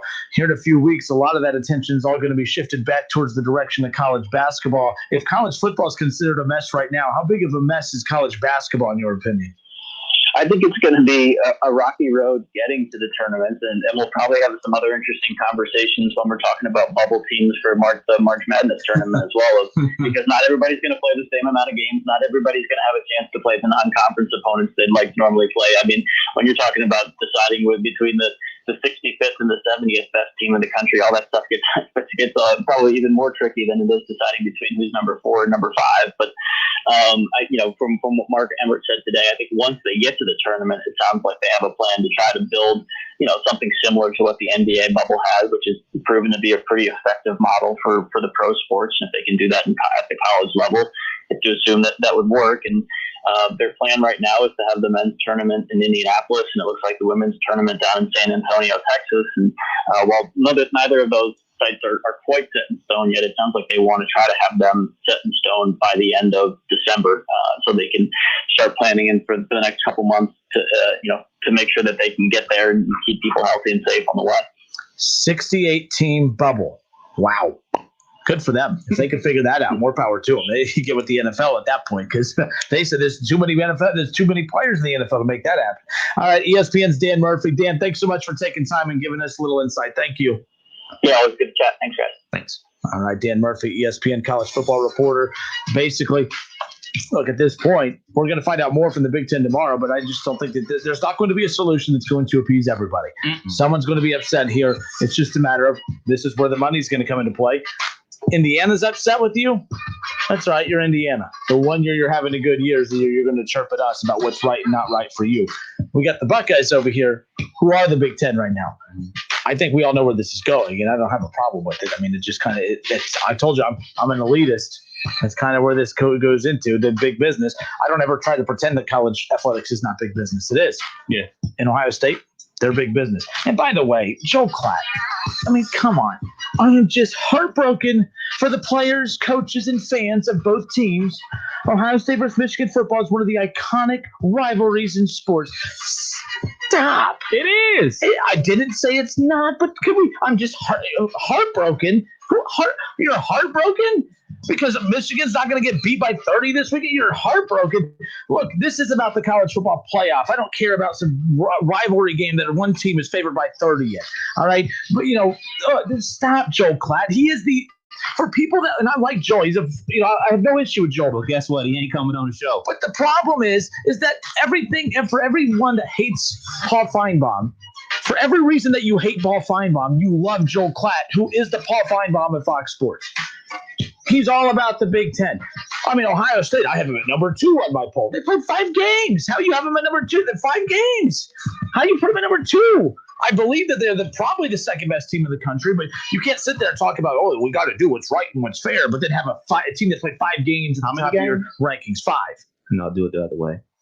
I bet my puberty voice. Yes. No, I can't force that. I cut the music so I can get that a drop for later. But Joel Klatt, I'm heartbroken. Who's heartbroken? I'm angry. People, and by the way, our callers today, do they sound heartbroken? You've had your finger on the damn dump button. Yes, because I have. They don't sound heartbroken, Kevin. They sound pissed. I want to commend our listeners for not cussing on the air. I truly appreciate it. Yeah, you guys are boring. I expected better out of you. Don't encourage them.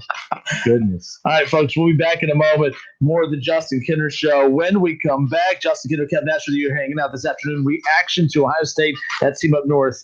Are you heartbroken like Joel Klatt that the game is canceled this weekend? Or are you just angry? Like we're all angry because we just don't know what's next. But no, I'm not heartbroken by anything. It's sports. Heartbroken. Give me a break, Joel Klatt. If Paul Feinbaum pulled that, Paul Feinbaum's heartbroken if something happens to Alabama missing a game, we would rip that. But Joel Klatt's heartbroken. Aw. We'll be back. Maybe.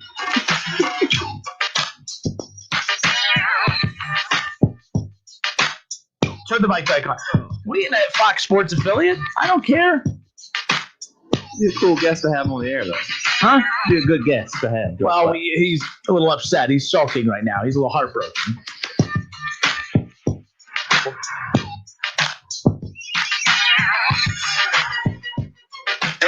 breakfast.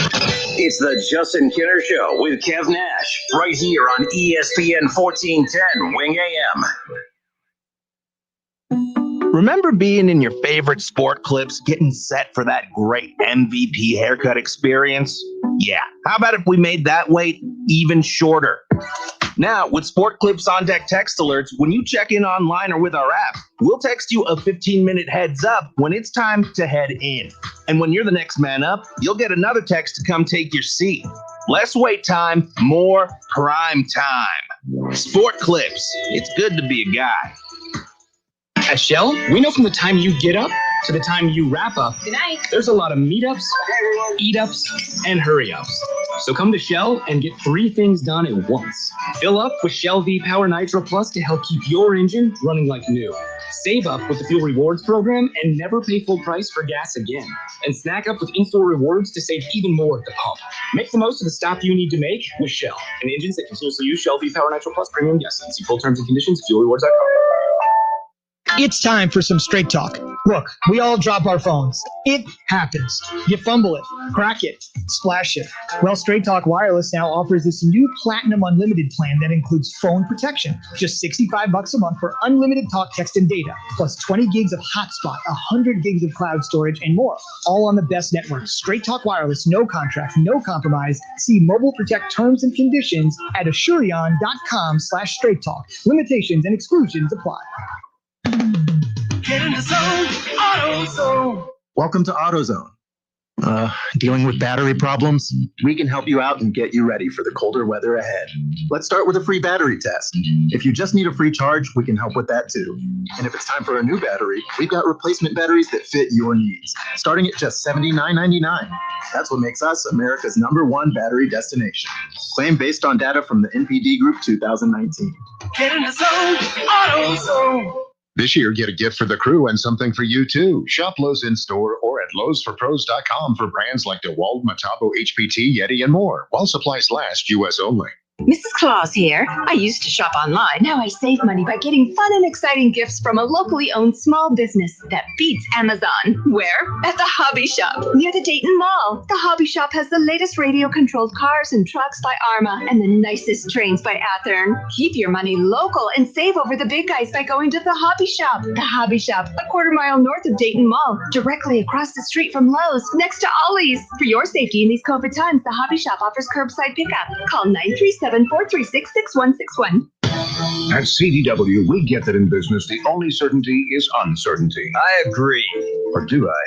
I do, I think. Well, an APC micro data center solution implemented by the experts at CDW provides certainty that your infrastructure will deliver the performance and support your business needs, so you're ready for anything. I'm somewhat, maybe reasonably confident. That sounds great. IT orchestration by CDW. People who get it. Find out more at cdw.com/APC. I will, probably.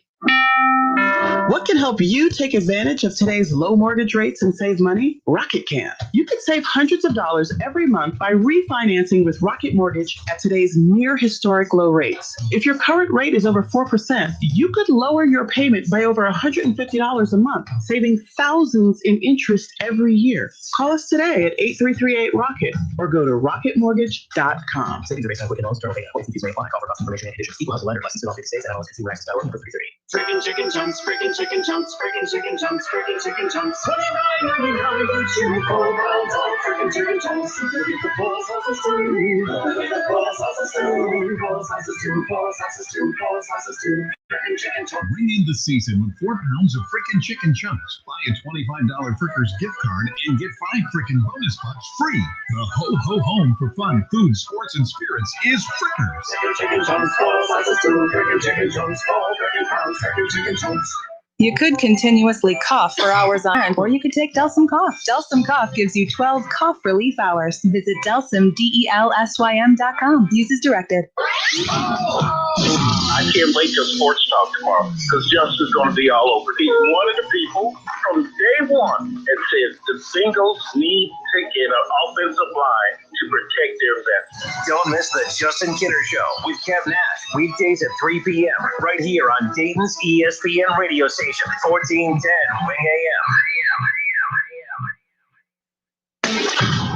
college football playoffs, Browns, Bengals, Buckeyes, and more.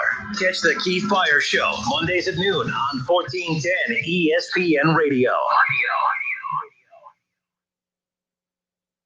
We are Dayton's home of the Ohio State Buckeyes. And into the end zone goes Chris Olave. A.J. Hill, 6-yard touchdown catch. Right sideline and down he goes to the end zone. WING 1410 Dayton's ESPN Radio. It's the Justin Kinner Show, live here on ESPN Dayton, 1410 Wing AM. Tweet the show at 1410 Kinner or give us a call at 457-9464. We now send you to the Wing Studios in Kettering. Here's your host, Justin Kinner.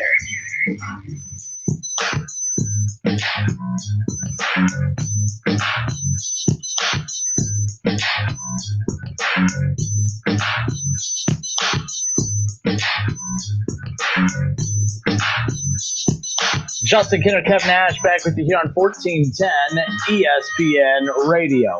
So, of course, Joel Klatt, the Paul Feinbaum of Fox Sports, I poked fun at that comment, and now all the crybaby fans are jumping in and all upset because I made fun of their Paul Feinbaum. Relax, folks. Look, all I'm laughing at is I'm angry and upset. Like, I'm mad that the game's not happening, but I'm not heartbroken. Right? There are bigger things in life than a game being canceled for me to be heartbroken over. So, yes, I'm poking fun at that. Okay? And, and I have this Vincent Waller guy, Kinner, really showing your ego today, calling out Joe Klatt when you say ridiculous stuff all the time. You are the thin-skinned kind, but act like a tough guy on radio. Anytime someone disagrees with you, no. You're upset because I poked fun at something that really has nothing to do with anything. I mean, he said he's heartbroken because there's not going to be Ohio State, Michigan this weekend. Whatever. I'm angry that it's not happening. What adjective would you use? I think that we with everything going on, I just think that we are like we should just be expected. The reason I'm not heartbroken by Ohio State, Michigan being canceled is because deep down we should all be expecting the unexpected throughout all of this. To get emotionally attached to any game right now I think that's on you. Like, we know that at any time a game could be canceled. UD plays tonight against Northern Kentucky. At any point, that game could be pulled. At any point. So I'm having a hard time getting excited and geared up for certain games until they actually tip off, until they actually kick off. Because until they actually kick or tip off, they're not happening in my book. And right. I get excited about the possibility of it. But I'm not going to sit here and get emotionally invested into something that I know is probably going to be impacted one way or another. So you have these boobs like Vincent Waller on Facebook who's going at me because of a joke that I mean. You're a joke, man. Like, seriously. Holy moly, people. You guys are unbelievable. It is what it is. Look, bottom line is I'm not worried about the Michigan game because I have bigger aspirations for the Buckeyes. It's called the college football playoffs. It's called winning a national championship. It's called watching Justin Fields ending his career hosting up a national championship trophy. That's what that means. That's what I'm aspiring for. That's what I want to see. I don't care about watching Ohio State beat Michigan by 30. I've never understood that, Kev. Like, I know it's the biggest rivalry in all of sports. Don't get me wrong. And I lose this argument every year. I'm going to keep arguing it every year, and I'll never win, but it is what it is. When Ryan Day says, and again, that's this rivalry. That's this. I get it. That's the buildup of this rivalry is. This rivalry is the only thing that matters. Well, you are focusing on trying to beat one of the worst teams in the Big Ten every year in Michigan. There are teams like Alabama and Clemson who are actually focusing on our goal around here is to win a national championship. Well, and Ohio State's goal is to beat a 2 or 3 loss team every year. You can do two things at once. Both things can be true at the same time. They can do both. They have done both. You can't technically, because while the other teams are focusing on winning national championships like Alabama, Clemson, they're doing it. In Ohio State, they're beating Michigan however many years in a row. And they have one national title during that stretch. So, again, I'm beating up on it. I get it. But my point is I get annoyed when I hear that. I don't want my team aspiring to only beat the only thing I care about is beating this one subpar average team. Ohio State has 2, and they played for several others. No, I'm talking about during the stretch where they had this little winning streak of Michigan, where this winning streak is all that matters. Beating Michigan is all that matters. To be clear, this has always been the Ohio State mindset. And I think it's stupid. Period. And it matters. It matters. Not only matters to the players, it matters to the fans. It matters to the coaching staff. Ask the fans. So beating Michigan by 30 means more to the fans than winning a national championship. I think it can just. It's football. Everything matters. Every single game matters. You want to make sure you continue to beat your rival, obviously. And let's make sure we try to go get us a championship as well. Like, I think you can do two things at once. I think we all can chew bubblegum and walk at the same time. I think it's all relative. Well, the years that they've missed the playoff, years that they haven't won national titles, at least they've beat Michigan. I don't think they didn't win the national championship because they were focused on beating Michigan. Whatever. They That's your opinion. Lost to a better you ain't team. changing my mind. Bradley Horn on Facebook says, yeah, you may not be worried about watching it. Everyone else. Bradley Horn, how many people in life do you know? Do you know everyone else in life? How many people in life do you know do you know enough people in life to build enough of a sample size to actually speak about everyone in the world? No, you don't. So not everyone. I would rather see a national championship than Ohio State beat Michigan by 30. Michigan's bad. I don't care about that game this weekend. I stopped caring about it years ago when Michigan doesn't care about the rivalry. They don't care about the game. They don't care about getting to the playoff. It's embarrassing. I believe they care. I just think that Ohio State's better. So, it is what it is. Tyler 5, Justin, do you think Ohio State is going to try and schedule another game since that team at North canceled Saturday's game? I believe that they would like to. I wonder if the Big Ten lifted the rule of no non-conference games. I wonder if they would be able to actually, how aggressive would they be in going to get an opponent? What kind of caliber opponent would they go get? Would they go after a Texas A&M? Tiny part of me would be like, yes, I would love to see Ohio State, Texas A&M. I just believe that Ohio State's more in the driver's seat than what we give them credit for right now. I don't think it makes sense to risk playing Texas A&M. I just don't. You risk, it's going to look cool, sound cool. You lose, then you've shot yourself in the foot. I don't think it's necessary to put Texas A&M on the schedule if, for whatever reason, the Big Ten lifts that no non-conference game rule. So Tyler, yeah, I think that if they do play this weekend, it's going to have to probably be in Indiana.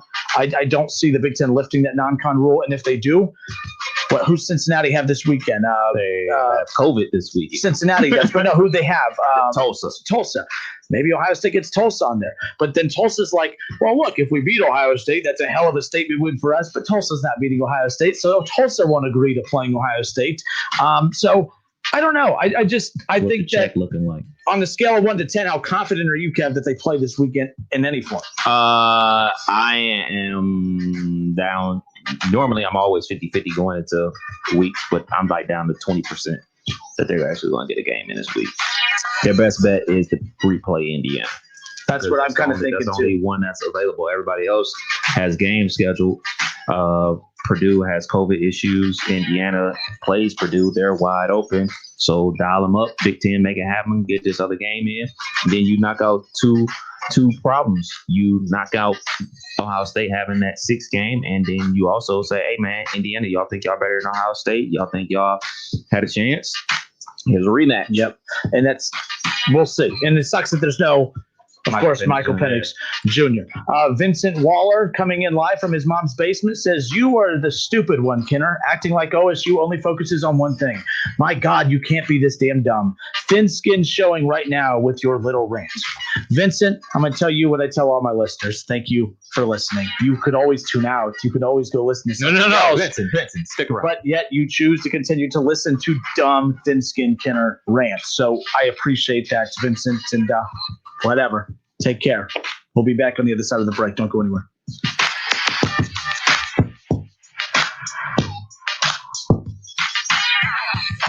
It's the Justin Kinner Show with Kev Nash on 1410 ESPN Radio. ESPN 1410 Wing AM weather. This afternoon will be mostly cloudy with a high near 40. Tonight's going to be cloudy with a low around 32. And tomorrow will be mostly cloudy with a high near 48. I'm Pete Spivak for 1410 ESPN Radio. Weather is brought to you by Cullet Propane. 98% of their customers recommend Cullet. If you wouldn't recommend your current supplier, check them out at culletpropane.com. At Target, we know a good deal means a great deal. Now save more with Target Circle. This week through Saturday, save $10 when you spend $50 on top toys and games with Target Circle. Like LOL Super Surprise, Paw Patrol, Star Wars, Hot Wheels, and more. That's $10 off when you spend $50 on top toys and games. In-store and at Target.com. Save more with Target Circle. Join in the Target app or at Target.com/circle. Bring more to every moment for less. Only at Target. Exclusions apply. Napa know-how. Get all the quality parts you need at your locally owned Napa. Because right now, when you order from Napa online, you can pick up curbside at your local store in just 30 minutes. Or get your order delivered direct to your door with free one-day shipping and over 160,000 quality parts when you spend $35 or more. Quality parts delivered quickly and safely. That's Napa know-how. Napa know-how. Participating stores. Standard ground shipping and exclusions apply. Home for the holidays, taking on a new meaning this year. Whatever your plans to celebrate, First Florist and Greenhouses can brighten your home with the holiday spirit. For gourmet baskets, holiday decorations, seasonal plants, and fresh cut flowers, your best choice is Dayton's largest family-owned florist and greenhouses. In business at the same location since 1905. First Florist and Greenhouses. In-store shopping at 1306 Troy Street in Dayton. Curbside pickup and convenient online shopping. Visit us at firsttheflorist.com. That's FURST, theflorist.com. Tie ball game with the shot clock winding down now. Jones takes the ball to point off the high screen and roll. He puts up the shot at the buzzer, and it's Timothy's Bar and Grill on Brown Street. Dayton Flyers basketball fans can't make it to the arena this season, but want to experience a safe electric college game day atmosphere? Timothy's Bar and Grill is the spot to support the Flyers all season long. Follow Timothy's Bar and Grill on Facebook and Twitter for select game day specials. Go Flyers!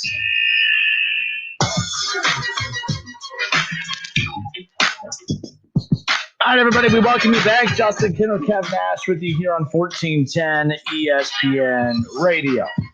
We'll get back to your phone calls coming up here in just a moment. And Vincent Waller continuing to try to send in more hate mail. Oh, wait, we got more. Vincent Waller says, I really got under that thin skin. Nice mom's basement joke. Haven't heard that one from anyone in the history of the world. I listened to your show for the comedy of it. Suck it. That's the thing, Vincent. If you listen to me because you like me, great. If you listen to me because you hate me, even better. I appreciate you listening, and that is all that matters. That's all that matters. Vincent, I appreciate you. I really do. Your childish name calling and all. Your mom must be proud. My mom always raised me to, I don't have something nice to say, don't say it at all. So just like Vincent, we clearly both don't listen to our moms. Goodness gracious. I don't know why I'm so fired up today. I had like 2 coffees before the show, and I'm like fired up. I don't know why. Oh, I know why. David Kendrick says, I could feel the love. Not a whole lot of love today. All right, let's go to our next guest. We have ESPN Radio's Jason Fitz. Jason, welcome in. Do you call in because you like me, because you hate me, or because ESPN forces you to? What's your cup of tea today? I call in because I enjoy hanging out with y'all, and I think that part of your temperament is part of the charm of it. Like, not like when you're happy, you're a little edgy. When you're angry, you're a little edgy. I take it either way. I like all of it. And I live to see another day. That's all that matters. Big picture. But Jason, there's so much to get into. Let's open it up with college football discussion. The big talk, the big fallout here is there's anger, there's passion. People are upset. Ohio State, Michigan, the biggest rivalry in sports. The game is officially canceled on Saturday. I'm not taking it as hard as other people just because I don't feel like Ohio State needed to beat Michigan to get to the college football playoff. I'm more worried about big picture, them getting enough games in to be able to hold their own against some of the other teams resume-wise. What was your initial reaction when you heard this game was going to be canceled, and are you even surprised by it? I'm not that surprised in the cancellation, but there's a couple of things here. One, let's remember that this is the Big Ten's own rule that you got to hit 6. Like, the College Football Playoff Committee has no rule or restriction on how many games have to be played. So I'm not sure why the Big Ten didn't lift that restriction. I mean, if we all believe that the only reason they're playing in the first place is trying to get Ohio State into the College Football Playoff, and rightfully so, then let's at least let them do that, right? Like, just change the rule, and through the process of changing the rule, allow them to play in this game. I don't really understand the logic on it or what they're doing. So, realistically, I would have already changed the rule anyway. But aside from that, I don't share your lack of concern, frankly, for where they're going to stand in the playoffs, because we talked to Gary Barta last week on Rankings Reaction, which I do digitally with Michael and Jr., And I asked him how much of a conversation is the number of games, and he said a huge portion of the conversation, that it's already been a great debate for the committee. So I think that there is actually some concern to be had about it and what it means. ESPN Radio's Jason Fitz. So the amount of games, but so at this point, so okay, let's say that the Michigan game wasn't canceled. That's your 6th game in the season. You get a 7th game in. When we say, lack of games, what's the amount of games that needs to be played for Ohio State to check that off of that safe list, I guess? Is it 7? Is it 8? I mean, again, no matter what, they're going to be playing 3 to 4 less games than everyone else who's battling it out for that 4th spot. That's for sure. Well, and you're 1,000% right. That's why, to me, let me be clear. If I was on the committee, I would have Ohio State in the playoffs. I believe they're one of the 4 best teams. I don't think that that's really debatable. The question is, what are they going to do if Ohio State's done for the year? And this is all the games they get played. What are they going to do trying to compare that to a Florida team, let's say, that upsets Alabama and wins the SEC championship game? Now you've got this weird situation where Ohio State not only hasn't played a ton of games, they haven't played a ton of great opponents. And so they have a limited schedule that's seen basically one formidable opponent in Indiana. I think part of the reason they kept Indiana so high on the rankings, even without Penix Jr., was just to justify, hey, they played somebody. Like, you start looking across the board for them. How do you reward, a Florida or not so much a Texas A&M, but specifically a Florida that wins the SEC somehow? How do you reward them? I don't know the answer to that. It's like a worst case scenario for Ohio State fans if, in fact, you think that, realistically, somehow Notre Dame and Clemson even their series out with another epic game, and then Florida barely wins the SEC championship. I do think there's a shot we could see 2 SEC teams versus 2 ACC teams. What do you make about all this college football playoff expansion talk? You hear so many things on Twitter, so many rumors about, like, if they're going to expand, this would be the year. This would be the year to do 8 teams. What do you make of that? They're not going to do it. Realistically, I love the conversation, but I did the mock committee in Dallas, and, I asked straight up. At the time, it's been probably 3 years ago, I went to the committee people at the time and said, why not expand? And their argument was, why expand? Part of what they love is the conversation that this generates and the interest it generates in the sport. And let's also remember that 1v4 has historically been a blowout matchup. So do we really want 1v8? Do we really think that at some point Alabama wouldn't absolutely crush whoever the 8th best team is in the country? That's a tough one. So the problem with expansion is you do it once and then you have to justify why you're not doing it every single year. I think they're going to have a hard time making that sales pitch realistically. So I think we're going to be at 4 until the money is undeniable and they have to go to 8. Jason, real quick, to go back to the Big Ten thing real quick, of course, with the cancellation of Ohio State, Michigan this week, everyone's making a big stink about the minimum games requirement. I don't know why people are so angry about the minimum games requirement. I thought that was actually pretty smart. I don't know why people think it would be okay to have a 2-0 team in either side of the divisions for the Big Ten and the Big Ten title game.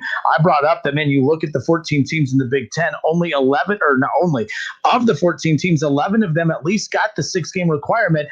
I hate the phrase bad luck, but it is really bad luck for the Big Ten that of the few teams who could not get to that 6-game marker, at least as we sit right now, it just happens to be their only national title contender in the Ohio State Buckeyes. That is the only reason it's being talked about. Otherwise, I had no issue with the minimum game requirement.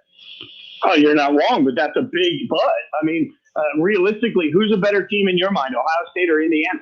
And they have a head-to-head to prove it. So what do you do now with the fact that you've got a head-to-head that proves who the better team in this matchup is, who's the more deserving based on what they've done on the field? It's Ohio State. And you're right. Obviously, if this was a debate between Northwestern and Wisconsin, are we having it at the same level? No, we're not. 1,000%. But this entire thing is about trying to get Ohio State in the playoff. And, I don't envy the job of the committee, by the way. I will say the first week of the rankings, I'll never forget this. We had Tom Luganville on. We were getting his reaction. And I said, who surprised you the most? And Tom immediately said, I can't figure out why Georgia is a top 10 football team. This is after the first ranking. And the next guest I had was Greg McElroy. And I said, Mac, what are your thoughts on Georgia? And he said, I don't think they're high enough. They should be higher on this ranking. Those are two people that watch a lot of film and know a lot of football, and they can't agree. So just remember that, the next time everybody argues about the rankings, I just remind you, could you get 13 of your friends to agree on who has the best chicken sandwich? No. So how can we expect them to agree on who the best football teams are? That's a great point. And Ken and I talked about Georgia all the time and, how great of a program they are and how many 5-star guys they got. But they've lost twice and they've been blown out twice. At some point, we have to make winning and losing a priority in college football. You can't just be ranking teams because they're a name brand team. But that's an argument for a whole different thing. But you're right. By the way, you're right about that. Like, at what point did losses no longer matter? Like, I'm frustrated the heck out of me. Like, Texas A&M got blown out. Why are they still at number 5? I have a real problem with it. Yeah, I have big problems with that. So what do you think the Big Ten is going to do? Are they everything that's going on with Purdue? They're having COVID issues as well. I think the easy thing was just say, hey, Indiana, you guys are available this week. Ohio State's available this week. Here's a rematch for you, Indiana, to prove yourselves. Ohio State, here's an extra chance for you to get another game on your schedule versus another ranked opponent. You guys play on Saturday. Let's keep it pushing. What do you think they're going to do? Yep. 1,000%. I think that right now, all the conversations, really interesting to me. I talked to Ryan McGee on Saturday, and one of the things he told me for Countdown to Game Day was that BYU has a list every week of every game that they think could be COVID impacted and how they could get that game scheduled if they need to. So Coastal Carolina was able to happen quickly because BYU was nimble. They knew what they needed to do. That's what I believe that Ohio State's going to be doing right now with the Big Ten. They're looking at it and saying, okay, what do we need to do to get you that extra game? The Indiana situation is really a perfect storm. So that's the one that makes the most sense. But I do believe that by this time tomorrow, the Big Ten will have scheduled another game for Ohio State, hell or high water, somehow, some way. Out of conference or conference?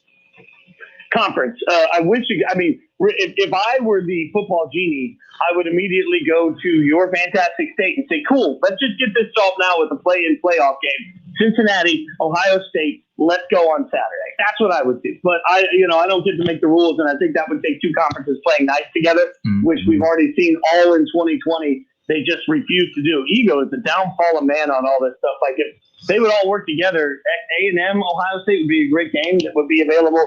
Cincinnati, Ohio State would be a great game, but I have a hard time believing that they'll get that to work. Yeah, one of the main topics I thought was going to be one of our main topics today was the fact that Cincinnati actually canceled their game at Tulsa this weekend because they are having some COVID scares there, ultimately playing it safe, setting up the American Conference title game 2 weeks from now. So that would not be under consideration. One game that a lot of fans wanted, you talked about Texas A&M. We keep seeing people tweet out, lift the non-conference rule, Ohio State, Texas A&M. If I'm Ohio State, I don't play Texas A&M. I don't think they have to play anyone of significance. They just need to play anybody just to get some more games on the schedule. I wouldn't risk playing Texas A&M and risk a loss right now, especially when you're without basically your entire offensive line for the next 2 weeks. Right. I wouldn't risk that whatsoever. You are 1,000% right. And by the way, your clarity is a good one on Cincinnati too. That couldn't happen this weekend, but I wish it would happen at some point. But yes, 1,000%. Like, this is all about mutually beneficial, right? Like, friends with benefits is what we're looking for. We're not friends with benefit, And it's a family show. That's a fair point. But you're absolutely right. Like, there's just no. If you look at Ohio State, you say no. Like, we're good. We'll play anybody just to get that next kickoff that we can say, okay, we got enough games in. Why take the chance of playing A&M? Because the benefit for A&M is if they go out and beat Ohio State, they make the playoff committee's job much easier. What benefit is there for Ohio State to take on that same A&M team who, again, has the one thing you're not supposed to ever have, a blowout loss? You got blown out. You shouldn't be in the playoff. Like, that's the way it's always been. So until they change that, if I'm Ohio State, I'm not touching that because A&M needs me way more than I need them. All right, Jason, we'll move on. Again, tonight, the college football playoff revealed tonight. Once again, one step closer to getting to the final one. I don't anticipate a shakeup. I think 1 through 4 stays the same, correct? Yeah, 1 through 4 is going to stay the same. The only thing we're going to find out is how they value all these teams that could be strength of record sort of plays. That's it. Like, we're seeing different layers out of 8 through 20 more than we're seeing anything in 1 through 6, I'd say. All right, we'll close out with the NFL. Just a couple things, and we'll move on. We appreciate you hanging out with us like you do each and every week. ESPN Radio's Jason Fitz with us here. How about Kev's Pittsburgh Steelers last night? It was an interesting weekend for the AFC North. You have the Cleveland Browns. Baker Mayfield finally gets that convincing signature win that not only the Browns needed, but Baker Mayfield needed, because the Browns could have won that game with the run game, and Baker looked average like he has in weeks past, but he literally put them on his shoulders and carried them to that win, especially in that first half. And then the Steelers lose last night, and setting up an interesting little race to the finish line. I don't know how much fight the Browns have against teams like the Ravens and even the Giants somehow coming up in Pittsburgh in the final week. But the race for the AFC North all of a sudden just became a little bit more interesting with Washington's upset over the Steelers last night.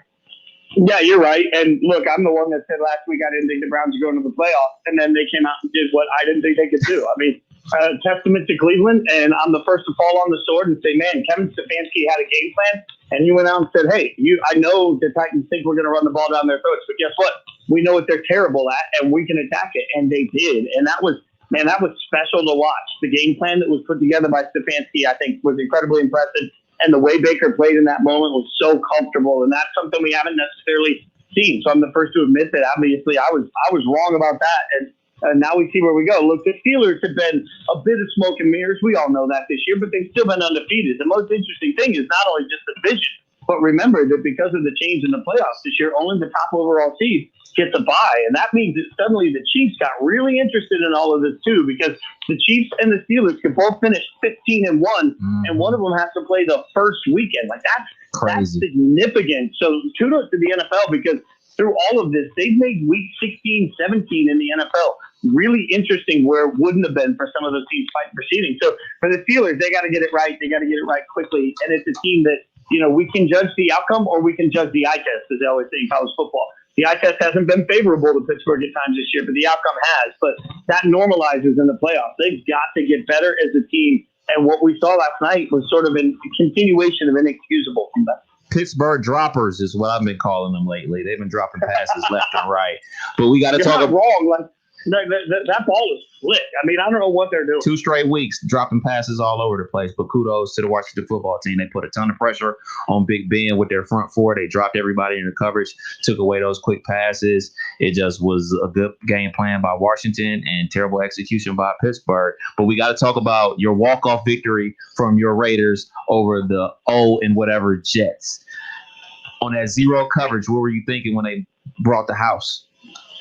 There's 2 times that I used the F word too many times, and it's positive and negative. Damn it, Jason! I told you it's a family show. The word I'm talking about is fun. Yeah, exactly. We said when Carr missed Aguilar for what would have been the wide open touchdown, I kept screaming fun, fun, fun, fun with a negative tone. And then when he hit Henry Ruggs, I kept screaming the same thing over and over with a positive tone. This was the biggest thing I can remind everybody is that the bad teams, the worst of the worst, the historically bad teams, have bad players and bad coaches. And that's what we saw there.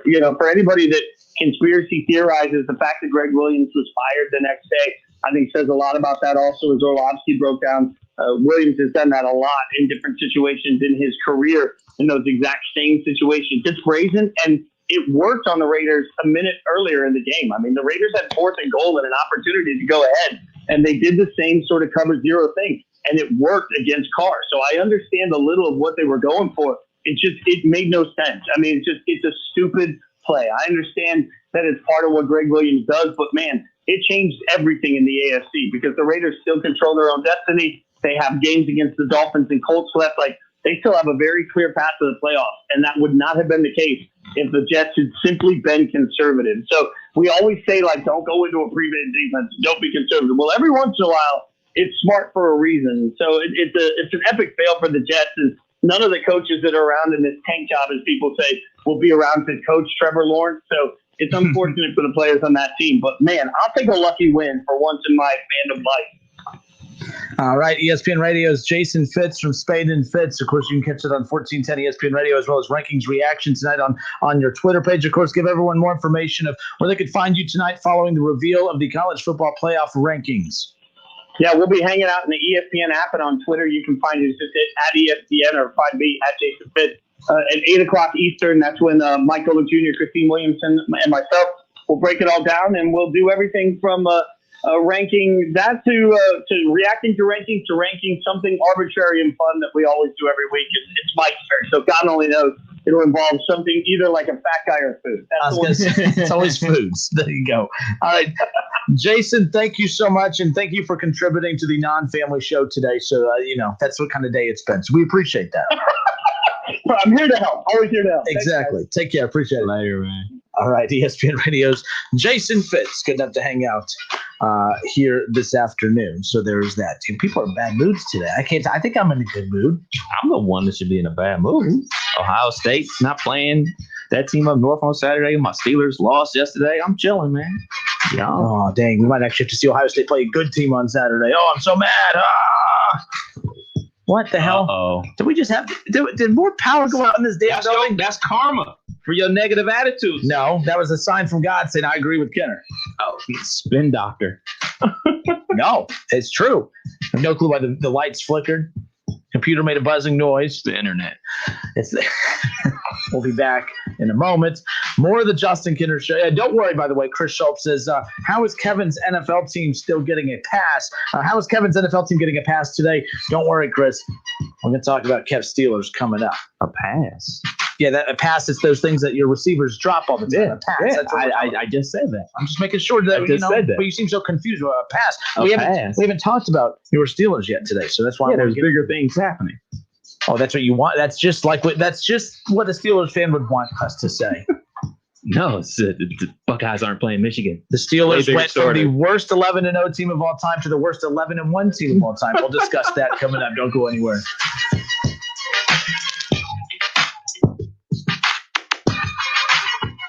I'm Sharla. I'm a Park National banker, and I'm a new grandma.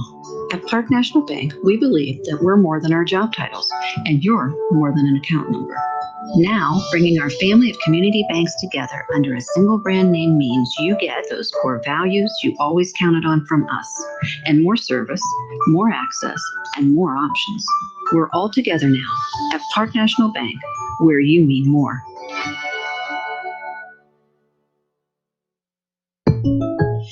To celebrate State Farm's surprisingly great race, we gave this game day jam surprisingly great lyrics. I sang a lot this year because I called the pro. I am calling State Farm. I gotta make the phone call. We got that coverage here. Protect your car at home. I am calling State Farm. I gotta make the phone call. With a little bit of grace, with a little bit of grace. Look at my phone now. Like a good neighbor, State Farm is there. The holidays mean the kitchen is getting a lot of love right now, and those stainless steel surfaces are feeling a lot too, with smudges and fingerprints. Give your kitchen a gift of its own from Lowe's with stainless steel kitchen appliances from Whirlpool that are fingerprint and smudge resistant. Less time cleaning means more time together in everyone's favorite hangout spot. A gift for your kitchen brings joy to all. Find gifts and deals all season long at Lowe's. Home for the holidays. Offer valid on select appliances. See store for details. U.S. only. If you need new roofing, siding, or gutters, skylights, or patio enclosures, if you're a homeowner or business and need someone you can trust, don't take a chance. Enhance with Lance. Lance Roofing and Siding in Fairborn has been satisfying customers since 1993 and hold an A+ rating with the Better Business Bureau. Lance Roofing and Siding, 8460 Dayton Springfield Road in Fairborn. Call for a free estimate at 864-2722. That's 864-2722 or online at lanceroofing.com. Cordell Transportation is now hiring for brand new home daily dedicated lanes. Earn up to $1,620 per week. A $2,000 sign-on bonus, medical, dental, vision, company paid life insurance. Apply online at CordellTransportation.com. Advance is helping you get your engine ready for the road this holiday season with the right oil, the right filter, at the right price every day.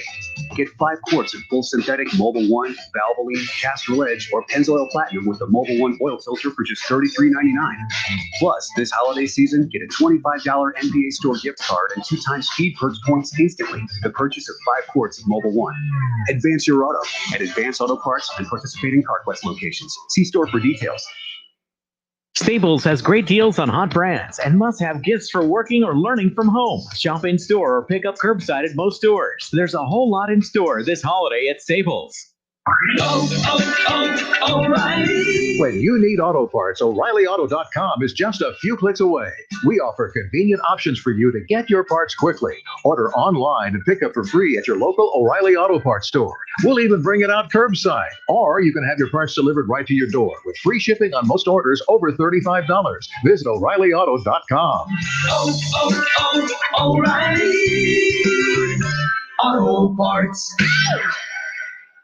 It's time for some straight talk. Look, we all drop our phones. It happens. You fumble it, crack it, splash it. Well, Straight Talk Wireless now offers this new Platinum Unlimited plan that includes phone protection. Just $65 a month for unlimited talk, text, and data, plus 20 gigs of hotspot, 100 gigs of cloud storage, and more. All on the best network. Straight Talk Wireless, no contract, no compromise. See Mobile Protect terms and conditions at Assurion.com/Straight Talk. Limitations and exclusions apply. It's your last chance to give a holiday gift this season, so save big on XPS and Alienware computers with Intel Core processors, plus free shipping. Just call 800-BUY-DELL. All those mouths to feed. So many different cravings. In a world filled with endless dinner options, lives a family ravaged by hunger. The answer lies with one man. No, not just a man, a king, a pizza king. Get a large Casano's Deluxe Pizza for $15.99 or a large pepperoni for just $12.99. Call 294-KING and see for yourself why the proof is in the taste. Pizza King. You're ready to get back into yoga, so you order the essentials. A non-slip mat, yoga blocks to keep balance, and an exercise ball. And you use your Bank of America Cash Rewards credit card, choosing to earn 3% cash back on online shopping and up to 5.25% as a preferred rewards member, which you put towards your most essential yoga gear. Noise-canceling headphones. Welcome. Take a deep breath. Breathe. Apply for yours at bankofamerica.com/more-rewarding. Copyright 2020 Bank of America Corporation. What do you want to da-da-da? What do you want to da-da-da? I've not a da what to da-da-da. We could switch to Progressive da. Oh, yeah? We could switch to Progressive and sa. We could sa and have to buy some za. Oh, yeah. Let's switch to Progressive to da and get some za with the money we saw. Yeah. Now we know we're going to da-da-da. These days, nothing is normal and everything is weird. But you could still save big when you switch to Progressive. It might just be the most normal thing you've done to do. Quote to da at Progressive.com. Progressive Casualty Insurance Company and affiliates. College football, it's the game you wake up early on Saturdays for, even though kickoff isn't until 7. The game where the Goodyear blimp becomes a Hall of Famer. The game that goes just beyond school, spirit, fandom, or love of the sport. It's the game where the comebacks happen. It's the game where anything can and will happen, as long as you have the drive. Because college football is the game that moves you. We get it because it moves us too. Goodyear, more driven. The great thing about facts, they're proven. Like the fact that crude oil contains impurities, or that base oil made from natural gas is 99.5% free of impurities. And the fact that Pennzoil is the first synthetic motor oil made from natural gas, not crude oil. It gives you unbeatable engine protection. The proof is in the Pennzoil. Based on Sequence 4A wear test using SAE 5W30. Available at AutoZone and AutoZone.com. Ever wonder just how far an extra mile really goes? Drive a Mercedes-Benz van and find out. Start with a network of over 250 authorized dealerships, backed by a sales force ready to help you with everything from customization to service on vans like the Mercedes-Benz Sprinter that's tailored to your lifestyle, with options like blind spot assist and MBUX voice command for spoken directions, weather, and more. The route is being calculated. So whether you're enjoying life on the trail or working hard on the job, see how far an extra mile can really go by taking the first step into an authorized Mercedes-Benz van dealership today. Now with IRS Section 179, businesses can be eligible for up to a $25,900 tax deduction. That's up to $5,439 in tax savings. Options and model availability may vary. See dealer for details about costs and terms. Some equipment described as optional. $5,439 tax savings based on 21% federal tax rate and eligibility to claim full $25,900 Section 179 vehicle deduction. Your tax rate and eligibility may vary. Consult your tax advisor for more information. Limits may apply. Visit nbdance.com. Offer valid through December 31st, 2020. Mel Gibson is Santa, as you've never seen him. Rent Fat Man, now available at Redbox. To save his declining business, Kris Kringle is forced into a partnership with the U.S. military. He's also locked in a deadly battle of wits against a highly skilled assassin hired by a vengeful 12-year-old boy who believed he deserved better than coal in his stocking. As the story unfolds, it becomes clear jolly old Saint Nick isn't someone you want to mess with. Watch Fat Man starring Mel Gibson and make it a Redbox night. Visit redbox.com for all the ways to watch. It's time for some straight talk. Look, we all drop our phones. It happens. You fumble it, crack it, splash it. Well, Straight Talk Wireless now offers this new Platinum Unlimited plan that includes phone protection. Just $65 a month for unlimited talk, text, and data, plus 20 gigs of hotspot, 100 gigs of cloud storage, and more. All on the best network. Straight Talk Wireless, no contract, no compromise. See Mobile Protect terms and conditions at Asurion.com/Straight Talk. Limitations and exclusions apply. Get in the zone, AutoZone. Welcome to AutoZone. Dealing with battery problems? We can help you out and get you ready for the colder weather ahead. Let's start with a free battery test. If you just need a free charge, we can help with that too. And if it's time for a new battery, we've got replacement batteries that fit your needs, starting at just $79.99. That's what makes us America's #1 battery destination. Claim based on data from the NPD Group 2019. Get in the zone, AutoZone. Yeah, sure, the players bring some skill to the game, but if I don't put them in my lineup, who cares? Not me. I'm Eric Rubino, fantasy baseball GM and league runner-up 2 of the last 9 years. I use the progressive Name Your Price tool with options based on my budget. And for a guy that's used to being in control, it fits. Like this runner-up t-shirt. Champ gets a trophy, but you can't wear a trophy. Boom. Get options based on your budget with Progressive, even if you're not a legend in your own mind. Progressive Casualty Insurance Company and affiliates. Price and coverage match limited by state law. Friggin' chicken chunks, friggin' chicken chunks, friggin' chicken chunks, friggin' chicken chunks. $29.99 each in 4 pounds of friggin' chicken chunks. You get the 4 sauces too. The 4 sauces too. 4 sauces too. 4 sauces too. 4 sauces too. Friggin' chicken chunks. Ring in the season with 4 pounds of frickin' chicken chunks. Buy a $25 Frickers gift card and get 5 frickin' bonus pots free. The ho home for fun, food, sports, and spirits is Frickers. Friggin' chicken chunks. 4 sauces too. Friggin' chicken chunks. 4 friggin' pounds. Friggin' chicken chunks. BetterHelp wants you to start living a happier life today with professional counseling done securely online. Visit betterhelp.com/feelhappy and get 15% off your first month. Tie ball game with the shot clock winding down now. Jones takes the ball to point off the high screen and roll. He puts up the shot at the buzzer, and it's Timothy's Bar and Grill on Brown Street. Dayton Flyers basketball fans can't make it to the arena this season, but want to experience a safe electric college game day atmosphere? Timothy's Bar and Grill is the spot to support the Flyers all season long. Follow Timothy's Bar and Grill on Facebook and Twitter for select game day specials. Go Flyers! You're ready to get back into yoga, so you order the essentials: a non-slip mat, yoga blocks to keep balance, and an exercise ball. And you use your Bank of America Cash Rewards credit card, choosing to earn 3% cash back on online shopping and up to 5.25% as a preferred rewards member, which you put towards your most essential yoga gear: noise-canceling headphones. Welcome. Take a deep breath. Breathe. Apply for yours at bankofamerica.com/more-rewarding. Copyright 2020 Bank of America Corporation. What do you want to da-da-da? What do you want to da-da-da? What to da-da-da? We could switch to Progressive da. Oh, yeah? We could switch to Progressive and sa. We could sa and have to buy some za. Oh, yeah. Let's switch to Progressive to da and get some za with the money we saw. Yeah. Now we know we're going to da-da-da. These days, nothing is normal and everything is weird. But you could still save big when you switch to Progressive. It might just be the most normal thing you da-da-da. Quote to da at Progressive.com. Progressive Casualty Insurance Company and affiliates.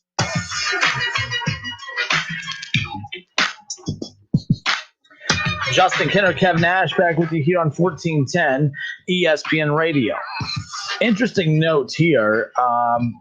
Evan Millward, anchor reporter for WCPO in Cincinnati, tweeted out just about 5 minutes ago that Tom Brenneman will be the official broadcaster for the Roberto Clemente League in Puerto Rico.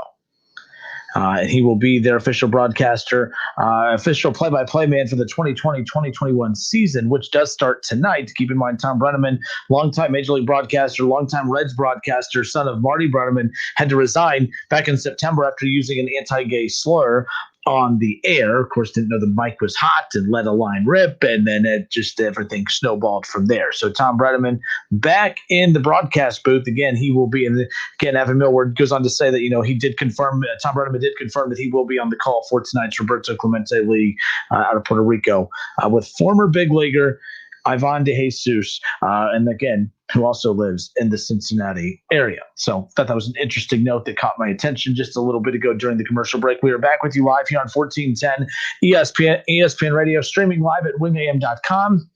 And, of course, live on Facebook and Twitter. Search the Justin Kinner Show on Facebook, as well as at 1410 Kinner on Twitter, at 1KevNash as well. So spent a lot of time today with the fallout reaction to Ohio State's game with that team up north being canceled. It was supposed to be a noon kick coming up on Saturday. We will learn more tomorrow as far as whether Ohio State will have an opponent come Saturday. With the Purdue news today, do not be surprised if all of a sudden we end up seeing potentially an Ohio State-Indiana Part 2 on Saturday. Keep in mind, Purdue and Indiana, Purdue had to put their practices and their team activity on hold today due to COVID-19 activity. I don't know any more details about what that necessarily means, but again, it's enough to put, to pause their practices, to pause their game prep for the week.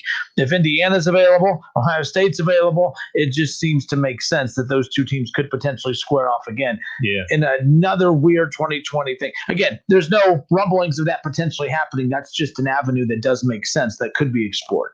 Everything that makes sense normally doesn't happen. Like, especially this year, like, you're going to do something wacky like, oh, man, they already played, so why should we play them again type of thing. Like, that's going to be the argument from somebody in Buckeye Nation. Like, we already beat them. We don't want to give them another chance. Then they're going to beggars can't be choosers at this point. That's how I feel, but we all know how this thing goes, man. There's a lot of egos involved in this situation, so I'm hopeful that they'll just do that because that's the easy thing to do and just make sure they get another game in. Indiana, you have another chance. You get a second chance to beat Ohio State. If you beat them, then you can stick your chest out. So if I'm Indiana, I'm all for it. I would love a rematch. Like, how many times have you played video games, lost by one possession or whatever, and the guy that you lost to doesn't give you that immediate rematch? You know what I'm saying? So I love rematches. So I'm all for it. Mike Nympher on Facebook says Harbaugh is scared that Ryan Day was going to hang that 100 on them like he promised. Look, I know that we have fun with that rivalry with the back and forth. I mean, that's how a lot of this talk really got started, was a lot of the, both teams. I mean, Ohio State fans are always taking shots at Michigan. Michigan's kind of lost its opportunity. They've lost the face in the room to be able to do that when you've been beat down for so many years in a row now. But the point is jabs are constantly being taken. And one scenario that presented itself is, man, with the down season like this for Michigan and Harbaugh just, being hit hard every single week, wouldn't it be ironic if he had the opportunity to stick it to the Buckeyes, where Ohio State needs one more game to get to the Big Ten title game? They need one more game to be eligible for the Big Ten title game, which would keep them, keep the resume in line for the playoff. Wouldn't it be ironic if Jim Harbaugh pulled that? I promise you that is not what this is. I don't think you get to the level of being a Jim Harbaugh. I don't think you get to the playing at the level of which those kids do at that team up north to get to a point to where those kids actually, from a competitive standpoint, say we would rather not play to stick it to Ohio State than actually play. That game, as we talked about earlier, it means so dang much. It means a lot to both sides. Those Michigan kids look forward to playing in that game too. Right. They may regret it a quarter into the game, but they look forward to playing that game as well. So I will never buy into that conspiracy theory that Michigan is throwing this game to stick it to Ohio State, which is what led to a lot of the fallout for Kirk Herbstreit on the broadcast, where he had to ultimately come out and apologize, anger the athletic director, anger the school president at Michigan, went off on Kirk Herbstreit to the media about it. I mean, Kirk did apologize. I wouldn't have apologized, but I do respect the fact that he did, because Kirk, I will give him this. You never hear him play into that whole childish, we're going to make fun of Michigan every time we have a chance. We're going to be grown men and act like children and make these little childish jokes. I'll give Herbstreit that. He never does that. I respect that he came out and apologized. On Facebook, Phil Lassiter, and if I said your name wrong, sir, I apologize, but I appreciate you dropping this note on here as he blocks out the M with the red X, by the way. The Michigan AD supports Ohio State in the Big Ten championship game. He just came out with that statement. Yeah, so like I said, I don't see that being the case. I don't see them using COVID as a pawn in the big rivalry between the two schools. I just don't see that being the case. I'm with you 1,000,000%. Let's just end the show right there. Let's just end it right there. There's so many things to unpack there. I mean, yes, we can all make the super easy jokes about, oh, man, Jim Harbaugh sucks. Jim Harbaugh is this. Jim Harbaugh is that. But you know what also Jim Harbaugh at one time was?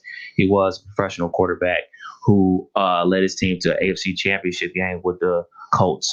He's also a coach that made Stanford what Stanford was a somebody, back when USC was a somebody. You know, he was the head coach of that team that brought them back to life. He was also a head football coach to led a team to the Super Bowl.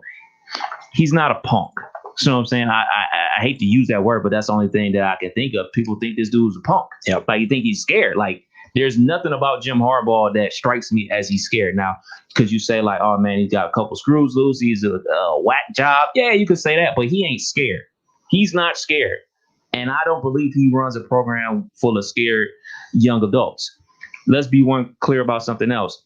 Every kid that goes to an Ohio State, a Michigan, those type of upper echelon programs in the Big Ten, Penn State, they think that they're going to the NFL because they're full of 4 and 5 star kids. And the 4 and 5 star kids, most of them think that they're going to be playing the NFL. The tape that the NFL scouts watch is the Ohio State game, the Penn State game. NFL scouts are not wasting their time watching Western Michigan tape. They're watching the games against like a competition. So the kids definitely want to play. The coach wanted to play. This is a situation where they had a COVID outbreak. I don't understand how people can make fun of a team with a COVID outbreak a week after your team just had a COVID outbreak. And Ohio State did the same thing Michigan did, called it without meeting the threshold because they didn't feel it was safe to move forward and play. And if you're Michigan, you're not playing. I mean, and that's where this really came into play too. You are asking teams who are going to be already shorthanded due to COVID to play in games that literally mean nothing. You're not even playing for bowl game eligibility. You're not even playing for a Big Ten championship appearance. There's nothing you are playing for a lot of these teams who are already shorthanded due to COVID to begin with, but you want them to bend over backwards to make sure that Ohio State gets a game in. I don't think that is the right thing to try and force upon any team. The point is it's fun to do the back and forth with the Ohio State-Michigan rivalry. That's what makes the rivalry fun. Right. But I'm not going to get into the game of accusing programs, of using COVID as a pawn to stick it to their rival in a way that would not allow them to be, stepping foot out on the field. So yeah, because we all got to know that, like, let's just say, let's jump in fantasy land. Like, Michigan did do that to make sure Ohio State didn't play. You really didn't think the Big Ten was going to come up with some way for Ohio State to get that other game or just change the rule? Like, duh.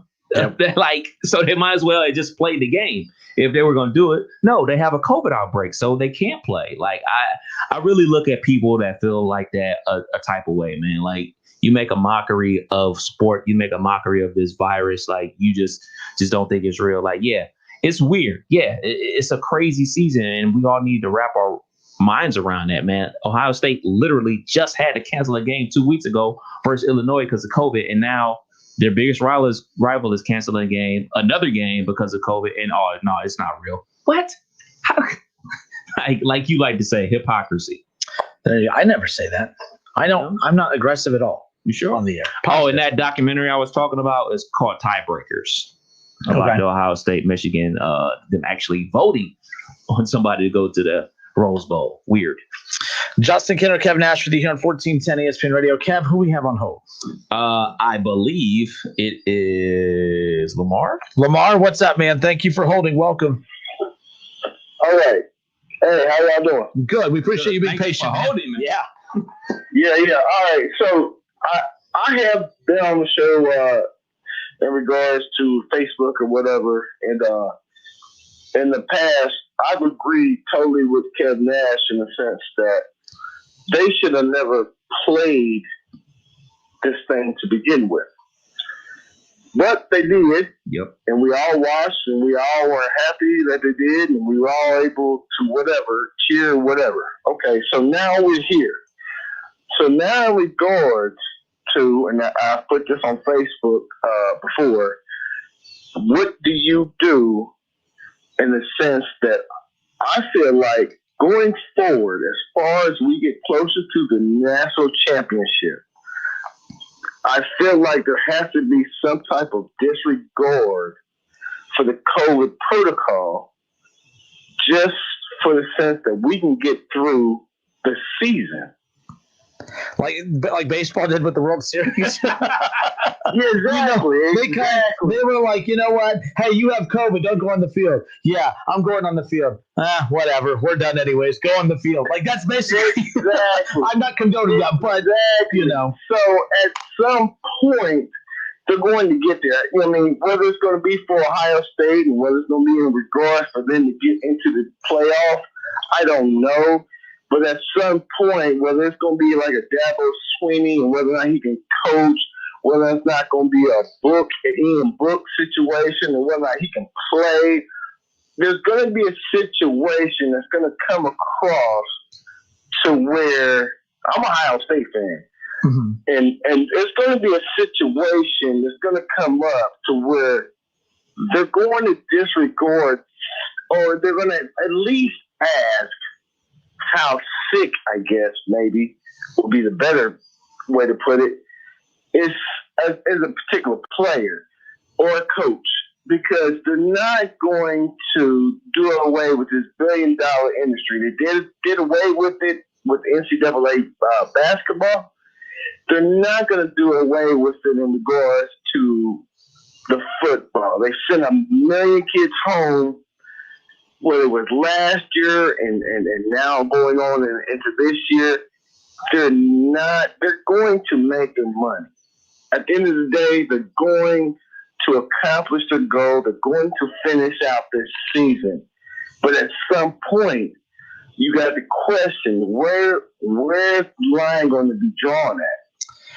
Yeah, and right now, to college football's credit, they really haven't drawn the line at anything. They've been very strict. I mean, they've been very strict with everything. The closest that we have gotten to anything that upset people was with the Clemson-Florida State situation a few weeks ago, where Clemson got on boarded a plane knowing they had a positive test. And Dabo Swinney, was frustrated that they followed all the proper protocols and said that, Florida State owed them $300,000 to pay for them to come back for a return game because they had already, used that. Overall, the biggest frustration of the season has just been every week games being canceled and having to be either rescheduled or, in the Big Ten's case, just outright done because there's no time to reschedule them. Bottom line is, football has actually been very strict with this. I don't think that they've really allowed anything fishy to go on. I think that surprises some, because I think some, like yourself, Lamar, felt that they were going to kind of bend the rules as the season went on to benefit the big teams. But we saw Clemson play without Trevor Lawrence, without him for 5 weeks, actually. We saw Alabama coach without Nick Saban almost on more than one occasion. We saw Ohio State coach without Ryan Day. College football, I'll give these conferences credit. They have been very strict. They have not let the big boys get away with bending the rules during this stretch. Now, will they continue that? I still think that they will. I disagree with you that they're going to bend those rules down the stretch. I think they've gotten this far. I don't see them doing that. But again, it's 2020. You never know. So in regards to that, so do you feel that in a national championship scenario that they would allow a Dabo Swinney not to be on the sideline or an Ian Book not to play in the championship football game or Jordan Field or Jordan? Do you think they're going to allow that? Or even with the NFL, do you think they're going to take back, I can't think of his name right now, Kansas City's quarterback, Patrick Mahomes. So you're just saying the guys with Mahomes. Do you think that they're going to take him out of the equation? You think they're going to take those big names out of the equation versus finishing their football seasons in regards to trying to make this thing work and said that we got it done? Yeah, I don't believe that they will when it comes down to those circumstances. Now, when you say the regular season, maybe. But when you say the playoffs and the ultimate goal, the Super Bowl or the championship, I don't the playoffs and all that, and that's going to be over a couple-week period. So, that's going to be the interesting thing, too. Here's the other thing about that. Something I haven't thought about, Kev. All these conferences who went conference only because of the safety factor of, we know that the opponents that we face each week went through the same strict testing protocols that we went through. Mm-hmm. Some vary. I mean, look at the Big Ten. They got, because of the political factor that got involved, they have more testing. They have more in their favor than other conferences. So with that, I'm like, Are we just so? Why is the Big Ten saying, "Oh, no non-conference games, but come playoff time when we benefit from the money, now you can play non-conference teams"? That's annoying. So are the playoff teams all going to be tested the same? What criteria is going to be put in place? So the Big Ten, they have a certain percentage of a threshold of guys that could be out to play. Maybe the SEC's is different. I don't have those notes in front of me to compare. That's going to be something to keep an eye on moving forward too. I think you're going to have a clash of that. I think the problem with the playoff is they shouldn't. I think they need to adapt. They're not going to. Semifinals one weekend, title game the next weekend. I think it's dangerous to have these things so spread out because the more times you have it spread out, the more like Cincinnati, the Bearcats, for instance. I believe that they finally had their outbreak this week because why? They're just sitting and waiting. Yeah. You have 18, 19, 20, 21, 22-year-olds just sitting and waiting. They've been disciplined. They've been patient. And they're practicing. They're busting their ass in practice. They're not playing games. I'm not accusing them of breaking the rules by any means, Kev, but let's be clear. When you're playing each week, it's easier to stick to a certain regimen and stick to a certain practice schedule and stick to a mentally keeping you focused for the game that weekend. I'm not accusing those kids of anything. All I'm saying is I don't believe it's not a coincidence that the 2 to 3 week stretch of no games is when Cincinnati gets hit with this thing. I just think that the more time you have teams just sitting around and waiting, that's not a good thing. They need to adapt this quickly. Hey man, these dudes live in dorms. Yep. Like it's hot boxes. Yeah, it's a hot box. And I mean, people were all up in arms when Ohio State had their outbreak. Well, Franklin County, where Ohio State is located, they were at level 4. What did you think was going to happen?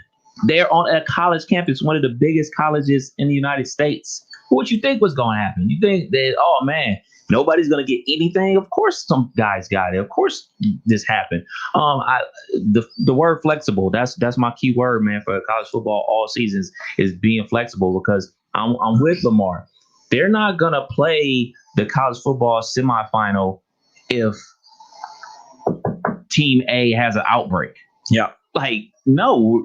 Oh, man, y'all got to go out there with your 20 guys. Half of those guys are walk-ons. So here's your Alabama Crimson Tide. And there's no big names. There's no Mac Jones. There's no Najee Harris. No, man. No, that's not them. That's not their team. So you need to pause it until they get their team. So if one team has an outbreak during the college football playoff, they just need to pause it and be flexible because that's not fair. It's not fair to, obviously, the kids on that team. And it's definitely not fair to us as the fans. We're paying to watch Ohio State and Alabama play.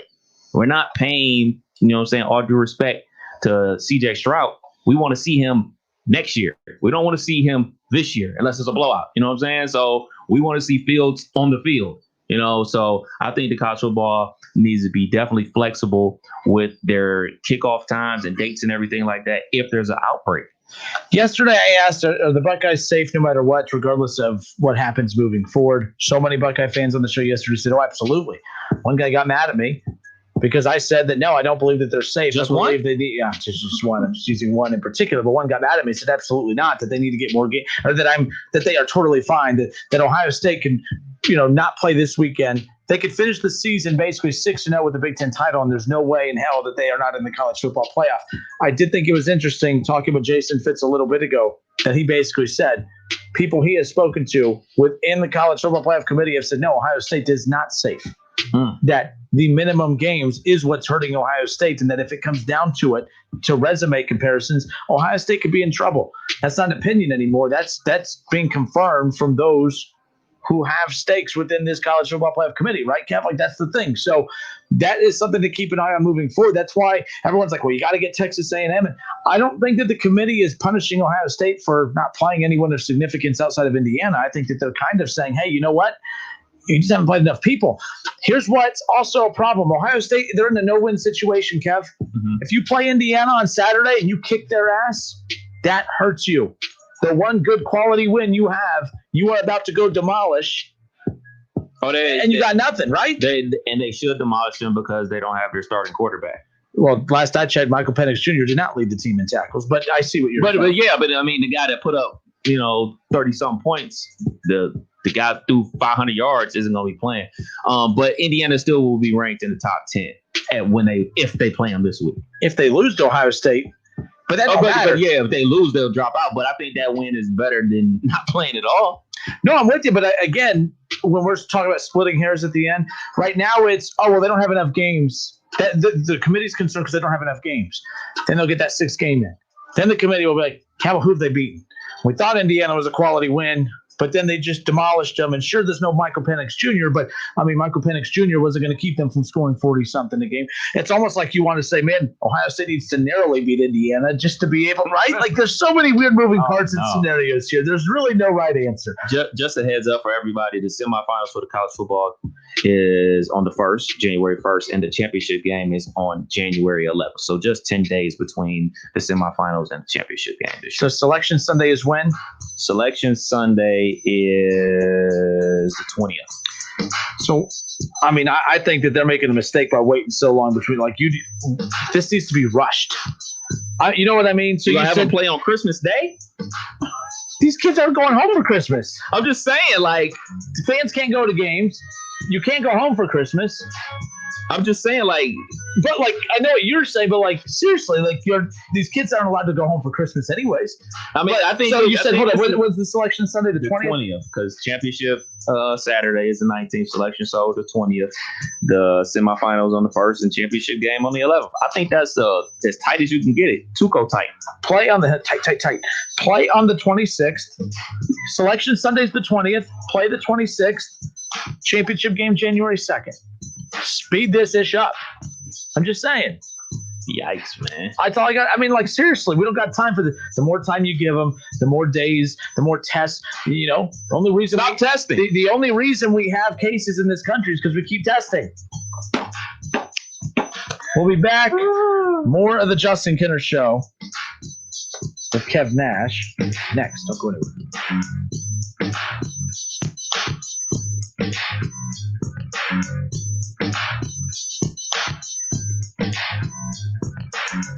We are Dayton's home of the Ohio State Buckeyes. Into the end zone goes Chris Olave. A.J. Hill, 6-yard touchdown catch. Right sideline and down he goes to the end zone. WING 1410 Dayton's ESPN Radio.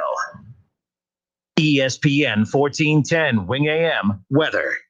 This afternoon will be mostly cloudy with a high near 40. Tonight's going to be cloudy with a low around 32. And tomorrow will be mostly cloudy with a high near 48. I'm Pete Spivak for 1410 ESPN Radio. Dell Technologies' end-of-year sale helps you save big on the latest business computers with Intel Core processors, all with free shipping. Call 877-ASK-DELL. For official contest rules, go to wingam.com and click on contests. Listen to this radio station on the radio.com app anytime, anywhere.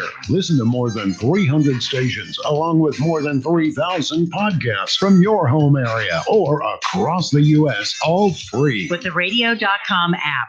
Fever is a leading symptom of the coronavirus, so take your temperature twice a day with the Exergen Temporal Scanner. It's quick and easy to use, and its accuracy is backed by more than 80 clinical studies. Have your family start and end their day with the only home thermometer used and recommended by hospitals, doctors, and nurses. Your family can take their temperatures in seconds to know where they stand in the fight against COVID-19. Protect your family from the spread of this deadly disease and stay safe with Exergen.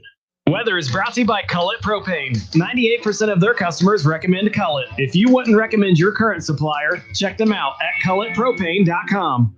They can bulge, go bald, wear down, flatten, or be in dire need of replacing. No, guys, it's not you. We're talking about your tires. Let Fat Boys get your car rolling again. Safe and sound. Fat Boys carries tires in all makes, styles, and sizes, including Continental, Goodyear, Michelin, and more. Check out Fat Boys' new location in North Dayton at the corner of Needmore and I-75 or 3050 Springboro Pike in South Dayton. Fat Boys, your ultimate resource for wheels, tire, service, and accessories. Look for Fat Boys at fatboysdayton.com. At Meadowbrook at Clayton, our state-of-the-art golf simulators are ready for play. Book your tee times now and get our special rate of $15 per half hour for up to 4 people per simulator. Here's your chance to play some of the great golf courses around the world, including Kiowa Island, Harbor Town, and Spain's Valderrama. Weekday and weekend hours are available, and safe prepackaged snacks and drinks are only steps away. Go online to meadowbrookatclayton.com for details. Everyone is welcome, so call and reserve your times now.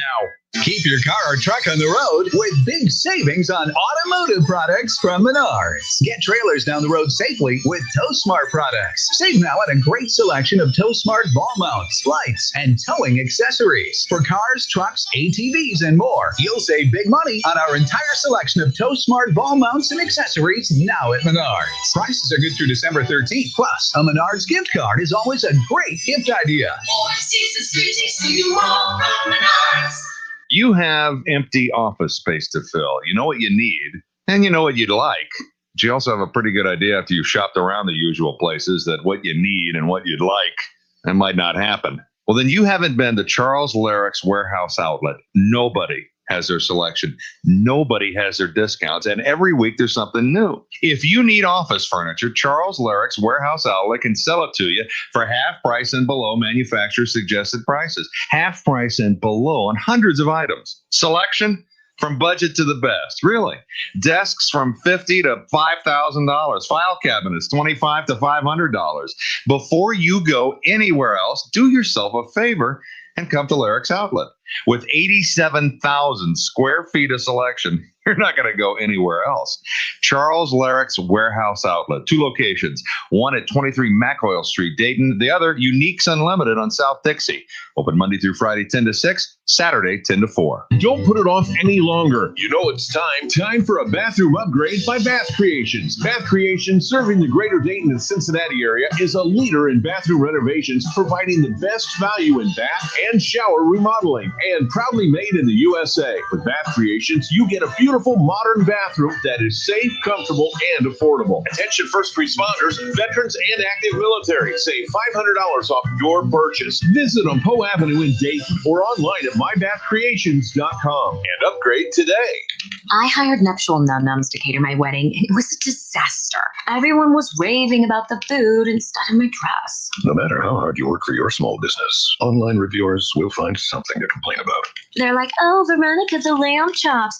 Did the lamb chops fly you out to Cancun? And while Progressive can't save you from these trolls, we can help you save money on commercial auto and business insurance. I will not be hiring them for my next wedding. Get a quote online today at progressivecommercial.com. Progressive Casualty Insurance Company, affiliated in third-party insurers. Napa know-how. Right now, get a 5-quart jug of Napa full synthetic motor oil and a platinum filter for just $22.98.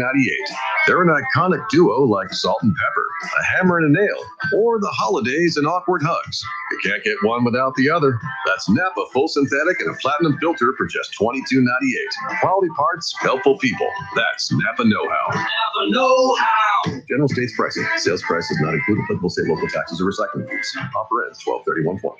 It's the most wonderful time of the year, and though this year may look different than others, we are reminded of what matters most. Family, friends, our wonderful guests, and dedicated team members who have been on the front lines this past year. We are forever grateful for all of your support. This holiday season, for every $50 you purchase in Roosters gift cards, you will receive a $10 Roosters bonus buck to treat yourself or pay it forward. From all of us here at Roosters, we wish you a very safe and healthy holiday season.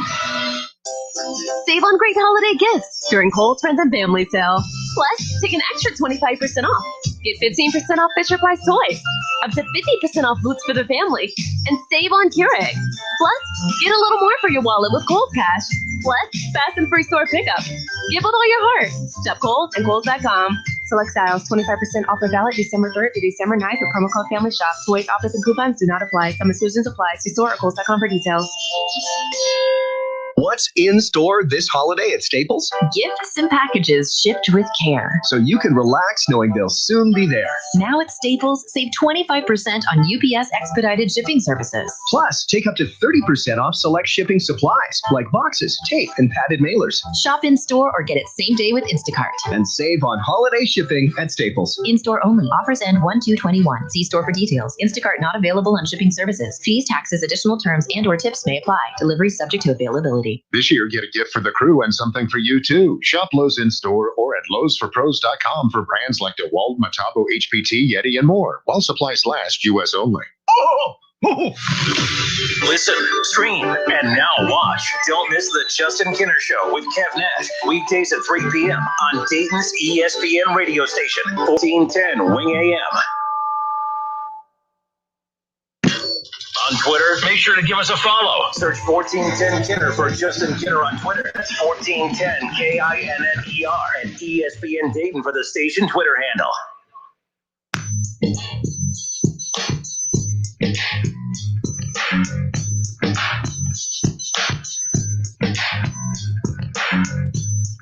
Justin Kinner, Kevin Nash, back with you here on 1410 ESPN Radio. Like and make sure you go and subscribe and download the Justin Kinner Show podcast in your Apple iTunes, Google Play Store. If you miss anything throughout the show, you can always go and access it there in your Google Play Store, Apple iTunes Store. Subscribe, download the Justin Kinner Show. Make sure that you can go back and listen to the show in its entirety, as well as select segments and all interviews that we do, including our weekly hits with ESPN Radio's Jason Fitz. We had ESPN college football reporter Dan Murphy join us a little bit ago to kind of discuss what he's hearing behind the scenes. Well, he was a part of the press conference earlier today with Kevin Warren, the Big Ten commissioner, getting his immediate reaction as far as to what the plan is or what they plan on doing moving forward in regards to reacting to try to figure out what they're going to do now that Ohio State, Michigan's canceled. Ohio State, who they're trying to find a way to get in the Big Ten title game. This is one of those where it's upsetting some because of the elitism mentality, but I think sometimes we make things too hard. We know Ohio State's one of the 4 best teams in the country. Now, they have a lot of things kind of working against them right now, and none of them is lack of talent. None of them is a loss. None of them is anything that is self-inflicted. That's what's unfortunate about this. Is your mic on? No, it wasn't. I was eating my goodness, Kev. You eat your apple. Why do you eat apples? Who the hell eats apples? What? Get yourself like some French fries or something. This has been your health advice segment with Justin Kinner. Oh, boy. But who the hell says, man, I'm craving an apple? Dude, they even taste good. Yeah. Clearly, I don't eat apples. I eat 2 bananas and 2 apples during the show. But why? Who says, oh, man, I need an apple. I need a banana. That sounds good. Does it taste good? Yes. Well, one thing I'm trying to do, obviously, before the new year, all that. Just make me look bad. Thanks. Thanks. The whole new year, new me, and all that New Year's resolutions and stuff like that. I'm starting early. I'm trying to cut back on my sweet intake. So, candy and all that type of stuff. So I'm eating natural sugars. Their apples are sweet, bananas are sweet. So I'm eating natural sugars. Nerd alert. So just prolong my health, prolong my teeth, and all that good stuff like that. I think I talked about this on the show last week. I was at the dentist office like 4 days last week. So yeah. So he's like, hey, chill out on the candy, man. Yeah, well, see, during the commercial break, I break out my Cosmic Brownies. Ooh. Yeah, remember Star Crunchers? Yes. See? Love Star Oh, no, Apple Boy. I don't want to hear that. No. Oh, man. Why you dip them apples in some like caramel or something like that? Oh, yeah. No, the wife, she's like, yo, you ever tried apples and peanut butter? She did it last night. It was okay. Too many flavors going on. Get rid of the apple. But, man, Star Crunch. Star Crunch or a Nutty Buddy? I could do it. See, I love all sorts of sweets. I love all sorts. I wouldn't mind. Look, even all this room in the studio, I would make a wall of fast food. Yeah, fast food. A wall of junk food. Forget this new year, new me crowd. I mean, forget that. Yeah, man, it's so hard to work out, man. I'm like doing Taibo in the living room every morning, man. I'm used to going to the gym, lifting some weights, squatting and everything like that. But, there's a ton of cardio, ton of jumping jacks, doing Taibo, all these fitness tapes that I found at the dollar store and stuff like that. Just trying to keep some type of activity, man, because I know you talked about the gyms are like the cleanest places in the world, but I'm still terrified to go to the gym. Yeah, me too. Me too. All right, it's the Justin Kinner Show with Kev Nash. Kev, who we got on hold? We got Dickie on the line. Dickie, how are you? Oh, hi, Justin. I just wanted to tell you, happy holidays. I've not been very well, Justin. Whoa. What's going on? And happy holidays to you, too, by the way. What's going on? Well, this is a bad situation. As you know, on this coronary virus, it's been really bad over in Beaver Creek, okay? Okay. You're healthy, right? Yeah, I'm okay. Okay, that's good. It was last Sunday. After Christmas or after Thanksgiving, I had a light, the taste. I couldn't taste anything, and I was feeling kind of punky. And they took my temperature and everything. They say it was just somebody had come in there. She was coughing, and I helped, a lady out, and it's hit our store real bad. They quarantined the store, about 4 of us. So I'm sort of off till I get a little bit better, but I'm just resting at home, you know. Have you been? Oh, never mind. But you've been tested, right? Like you said, you're fine. But I guess if you watch your smell, that's a symptom. Yeah, the only thing they said it was wrong. Yeah, I was tested. The only thing was wrong was appetite. They said there was no coughing or nothing bad like that. Well, I'm glad you're doing okay, all things considered, Dickie. Like, I'm excited for you to get back to work. I know how much you love being around people as much as you can right now. Well, I'll tell you one thing I'm excited about, Joseph. What? How about those Cleveland Browns? How about them Cleveland Browns? I mean, if you're stuck at home in quarantine, I mean, there was no better thing to be doing 2 days ago than watching the Browns beat up on the Titans, huh? Well, I watched. They didn't have the Browns. Oh, that's right. That's right. There's a lot of Browns fans at Frickers. Now it makes sense. There was only one place to watch it. Yeah, I'm telling you. And another thing too. I said, I guess it's bad. I've never known, except when we had the bad weather years ago, of canceling Ohio State games. I remember when President Kennedy, but I was hoping on this game, Justin. I was too, regardless of the opponent. I just wanted Ohio State to get into the game and to be eligible for the Big Ten title game. I'm assuming the Big Ten is going to do the right thing and figure out a way to get this accomplished. It doesn't matter who the opponent is. I'm bummed out when they have a game canceled, regardless of who they're playing. Yeah, but this are one they just going to feels be even okay, bigger. though? Can they go to the bowl, or who are they going to play next week? Well, we don't know. I mean, as far as there's still a chance they could play this week, Dickie. They could potentially play Indiana. We don't know. Yeah. We're going to find out more in the coming days. Bottom line is, what's going to be bad? What? I heard that we might, the football game, is it Monday night? They got to leave the stadium at 10 o'clock, don't they? Are you talking about the Browns? Are you back to the Browns game now? Yeah. I don't know if that means necessarily for them, but I think that people can't be out at bars and stuff watching the game. Are you a bar guy, Dickie? Are you out at the bars till all hours of the night? No, I haven't done that for years. It's been a Attaboy. I used to, friends years ago was from Ashtabula. Andrew, he and I used to go watch the games at BW3s. There you go. Yeah. Back when you can go out and have fun, right? Now not being locked down everywhere and everything. Well, another thing, they've locked our band down we don't practice till January. There's nobody around, Justin. Now, Dickie, you play the banjo, right? Yeah. Attaboy. Yeah. That's cool. Well, I can't wait for when things normal up so you get back to playing in the band. You get back out with friends. You can, not have to worry about being quarantined all the time. And I'm glad you're doing okay, though. Well, yeah, this is, a thing that I caught it, in time because this guy said, Richard, if you go to work, he said, I'll call the health department on you. I don't want to have that, You said that's your friend? No, he said it to me. You tell him to mind his own business. If I'm you, I say, hey, mind your own business. Yeah, but I'm telling you, I talked to my, she's out of Columbus, and all her friends, she's the district manager, and she's a big Ohio State and Browns fan. You know what I mean? She sounds like a smart lady. Yep, and I have to get back with her because she said that they don't want anybody back till they're completely well. Well, they're paying you, right? Because if that's the case, then enjoy your vacation. I'm used to going out, visiting my friends, going out and out the wharf and out, I know that Goodwill misses me, but I miss. You go out to wharf? Yeah, I go out there. I have you a cigar smoker? Friends. He's been when my dad was around, when my uncles were around, they smoked cigars. They were from Cleveland. That's cool, Dickie. That's cool. So you smoke? You smoke cigars? Well, not right now. By the way, I always tell my friends, I say, hey, do you want to smoke? I'm like, no, I secondhand. It's cheaper. So you just secondhand smoke, Dickie. It's a lot cheaper. You never have to spend a dime. But I'm telling you, Justin, this team I think is going to be, you got 2 more games. I think they're going to win 11 games. I think they get to 12. But, Dickie, we're out of time. I wanted to make sure we got to hear from you today. Yeah, hey, you take care of yourself. I'll keep in touch. Yeah, absolutely. You take care of yourself, okay? Stay healthy. Hey, always a pleasure. Take care. Happy holidays. Yeah, happy holidays. Take care, man. Always good hearing from him. Now he's been calling and calling. I'm glad to hear he's doing okay. Yeah, definitely. How about that? I don't know. He's like, I don't know who this guy is, but he's gonna call him. I'm like, he's telling him to mind his own damn business. I'm like, health department. It's like, you tell male Karen to mind her business. How about that?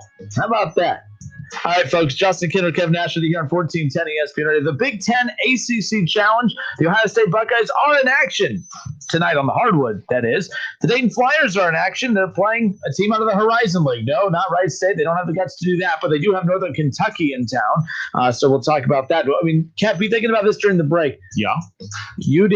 They're going down into the gutters now to play a little All-Horizon League school.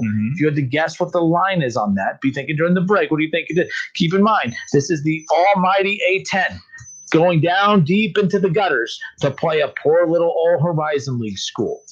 So be thinking long and hard about what you think that line is going to be. Gotcha. The Dayton Flyers, Northern Kentucky, tip-off at 7 o'clock tonight. 7:30, you'll have the Ohio State Buckeyes and Notre Dame tip-off tonight. We'll talk about both of those matchups as we close out the show. Plus, I'll make fun of Kevin Steelers when we come back. Don't go anywhere. Go Browns. Merry Christmas. It's the Justin Kinner Show with Kev Nash, right here on ESPN 1410 Wing AM. Tie ball game with the shot clock winding down now. Jones takes the ball to point off the high screen and roll. He puts up the shot at the buzzer, and it's Timothy's Bar and Grill on Brown Street. Dayton Flyers basketball fans can't make it to the arena this season, but want to experience a safe electric college game day atmosphere? Timothy's Bar and Grill is the spot to support the Flyers all season long. Follow Timothy's Bar and Grill on Facebook and Twitter for select game day specials. Go Flyers! At Meadowbrook at Clayton, our state-of-the-art golf simulators are ready for play. Book your tee times now and get our special rate of $15 per half hour for up to 4 people per simulator. Here's your chance to play some of the great golf courses around the world, including Kiowa Island, Harbor Town, and Spain's Valderrama. Weekday and weekend hours are available, and safe prepackaged snacks and drinks are only steps away. Go online to meadowbrookatclayton.com for details. Everyone is welcome, so call and reserve your times now. Mary's Bistro delivery business is bustling and ready to burst. Orders 34, 35, and 36 are up. Who's handling these? Hello, Mary's Bistro, now delivering. It's time to hire. I need Indeed.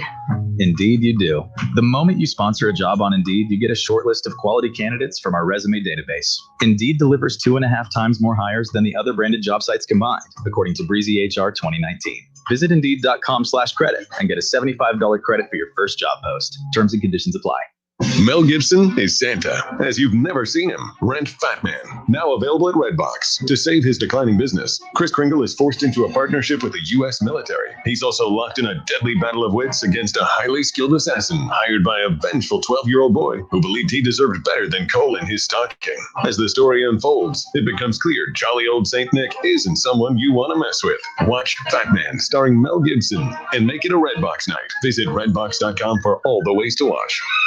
Napa know-how. Right now, get a 5-quart jug of Napa full synthetic motor oil and a platinum filter for just $22.98. They're an iconic duo like salt and pepper, a hammer and a nail, or the holidays and awkward hugs. You can't get one without the other. That's Napa full synthetic and a platinum filter for just $22.98. Quality parts, helpful people. That's Napa know-how. Napa know-how. General States pricing. Sales price is not included. Applicable state, local taxes, or recycling fees.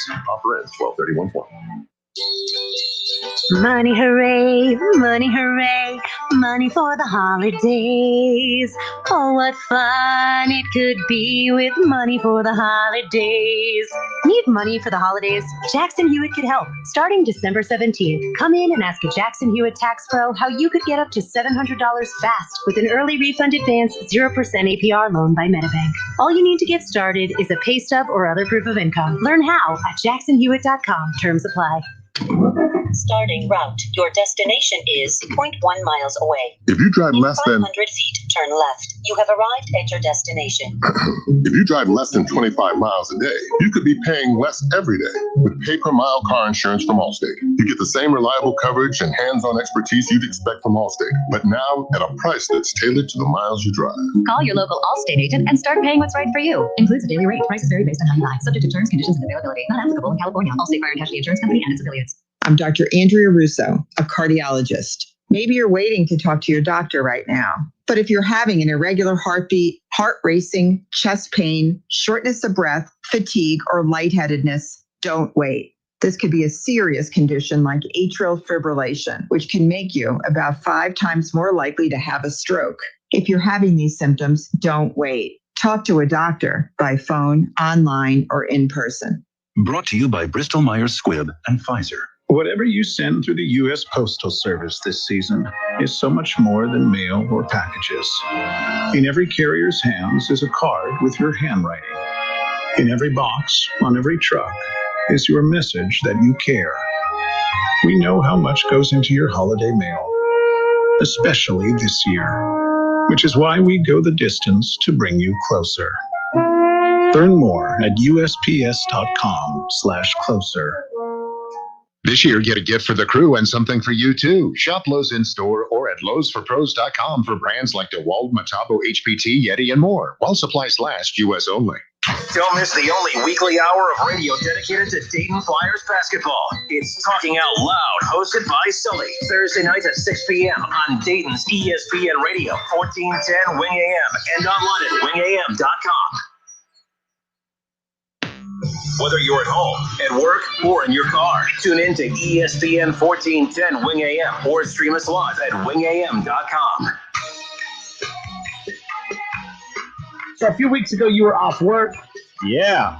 Get ready for that. That's coming back up. But a few weeks ago, you were off work. You tuned in and you said you heard me hating on your Steelers. You did. You mocked me because I said they were going to lose to the Washington football team. I said that I predicted they'd lose to Buffalo as well. This isn't like a hot take. And you also predicted they would lose to the Ravens. When they got the Ravens. You beat them already. That was that far back. I couldn't remember. Anyways. Yeah, this was around Thanksgiving. Remember the game they were supposed to play on Thanksgiving night? They got moved to Sunday. They got moved to Monday. Then they got moved to Tuesday. They got moved to Wednesday. That's right. They had the Ravens Washington football team doubleheader that night. That's right. Yeah. Look, I think that, I don't think the Steelers are that bad, but I don't think they're as good as what most teams are, like 11-0. You just think that they're the super team, right? Like Pittsburgh has vulnerabilities. There's only one team that looks untouchable, and that's the Kansas City Chiefs, and rightfully so. Everyone else, they have their strengths, they have their weaknesses, and as I've argued before, good teams find ways to win. And just because you lose on one particular week after being 11-0 doesn't mean you're a bad team. Pittsburgh Steelers, still a good football team. They still have my respect. I don't think that they are. I don't put them in the same category as the Chiefs by any means, but they're a good football team. The AFC, there's not a gap between any of the teams past Kansas City. I still think there's a gap between Kansas City and Pittsburgh. It's just the gap could be closed by what they do on the defensive side, being without Devin Bush moving forward. That's a hit. Their backup linebacker last night, he was kind of, I couldn't remember his name. He's out. So Bud Dupree, he's out. But like I always say, man, injuries are part of the game. And that's football. I won't hold you to that. Like, it's okay to say they're different, but they're a different football team without those guys on the field. I do like this common sense, dude. I don't know why you trying to. I'm trying to help you. No, you don't need my help. This is football. You play football, people get hurt. Nobody's crying for Argentina. Matter of fact, there are people out there that are happy that Bud Dupree's not playing. They are happy Devin Bush is not playing. They are happy Joe Hayden has a concussion that he probably won't be playing next week. Oh, well, next dude up, you got to perform. That's how football is played. So when people are like, when last week we were talking about the Browns and the Titans game where I was like, well, shoot, without Denzel Ward, I see big plays happening in the passing game because Denzel Ward would be following A.J. Brown across the field. I wasn't hoping Denzel Ward was going to be hurt. That's just a reality of the situation. Like, he's the second best defender on the team, maybe the second best player on the team. He's a great cornerback. But those are things that happen that get exposed. Like, those are reasons why things happen. There's going to be a reason why, man, Steelers' run defense ain't that as good as it was in week 2. Well, yeah, they don't have 3 of their 4 starting linebackers. But at the same breath, oh, well, fix it, coach. Okay, whatever. That's an argument for later. Look, point is Pittsburgh moving forward, they're not as untouchable as what we thought. Let's be clear, too. They were playing way better football to start the season. Yeah. They were healthier, but a lot of teams play better football earlier in the year. Peaking early. They were healthy. I kind of like the Browns are peaking at the right time. Mm-hmm. I was like, so a few weeks ago, I placed a $2 bet on the Cleveland Browns winning the division. I was like, there's no way in hell they're going to do this. But like, I'm looking at the way the standings are shaping up, a lot of winnable games moving forward. Like the Ravens after tonight, like if the Ravens come out tonight and stomp the Cowboys, which they should because the Cowboys aren't good, but the AFC, the Steelers and the Cowboys and the Ravens have had a habit of playing down to the level of the opponents. Mm-hmm. And that's what I'm going to look for tonight from the Ravens, because depending on how the Ravens look tonight, this isn't about the Browns trying to hold off the Ravens. The Browns will finish in second, in my opinion, in that division. It's just a matter of you have the Ravens next week. You know, Baker, it's great. And that's the thing about sports is, okay, you accomplish one thing. It's not like we just get to take the rest of the season off and say, oh, finally, I beat the Titans. We beat a good quality team. Okay, that's it. My expectations for us will slow down. No, now you beat the Titans. Yeah. Now the pressure heading into the Titans game, now it's and then more and then some. Now you got to start beating up on the teams that have beat up on you for decades now. Yeah. Now Baker has to take what he did against the Titans, and I'm not expecting them to be up 38-7 or whatever it was at halftime, but he needs to go and repeat that level of a performance. Maybe not 300-plus yards and 4 passing touchdowns. Continue not turning the ball over. Continue being an efficient quarterback. Continue moving the ball up and down the field. Continue handing the ball off. Cleveland has an opportunity, Kev, to make things interesting in the AFC North. Right now, the Steelers are 11-1. They have the Bills coming up. I believe they lose that one. That's going to make them 11-2. Cleveland wins next week. They're 10-3. They're a game behind. This could potentially set up a rundown to the AFC North title, regular season title, on that final game of the regular season. Cleveland has a shot here to potentially win this division. It's a long shot, but they're only 2 games back with 4 games to go, including games against the Giants and the Jets, 2 winnable games. The Ravens are not as strong as what they were to start the season. That's a winnable game. And Pittsburgh looks more vulnerable than they have looked all season. So I want to put money on the Browns winning out, but I do predict they go 3-1 to close out the season. And that last game of the season could potentially be for the AFC North title. It's going to be interesting how all that it's going to be great going down the stretch end of the season. I mean, you look at what's going on in the AFC North. Sunday night is Steelers versus Buffalo. Yep. Huge matchup, especially for the Pittsburgh Steelers. They're still in first place in the AFC because they lost to an opponent from the NFC. Yep. So they still have a up on KC. The Pittsburgh Steelers need that bye week. They need that bye week because their bye week was all messed up earlier in the season with the Tennessee outbreak and everything like that. So they need that bye week. Then you look at Monday Night Football. It's the Ravens and Browns. Like, these are huge matchups that everybody's going to be locked in on. Not just fans of these teams. Everybody, fans of NFL football, they're going to be locked into these teams because, all right, how will the Steelers bounce back after their first loss? They're going to be tuned in on Sunday Night Football. Hey, man, are the Browns really real? Let's see if they're really real versus the Ravens. And shoot, let's see if Lamar can bounce back through the back end of the season. Everybody's going to be locked in on all these games. I'm here for it all. Like I always say, I don't root for teams to lose. I only root for my team to win. All these other games, I just root for a good game. I just want to be entertained. No, I want the Bills to win. I want the Bills to beat the Steelers. And by the way, based on what I saw last night, the Bills are the second best team in the AFC. They look good. Good for Josh Allen. Good for the Bills. Good for that organization for doing what they had to do to put the weapons around him. I was listening to the broadcast last night. They talked about the significance of the Bills acknowledging that, okay, we tried to go the defensive route. We have a good defense. We're winning games because of the defense, but we're losing games because our offense isn't explosive enough. In today's NFL, the Chiefs were a blueprint of that last year. We don't need the top defense in the NFL. We need an explosive offense, a just good enough defense to get it done. That's how the Browns have done it this year. Defense is not good at all, but it's just good enough. They create just enough turnovers. They get just enough key stops to allow the offense in that run game and at times Baker Mayfield to take over. But the Bills do it at a higher clip.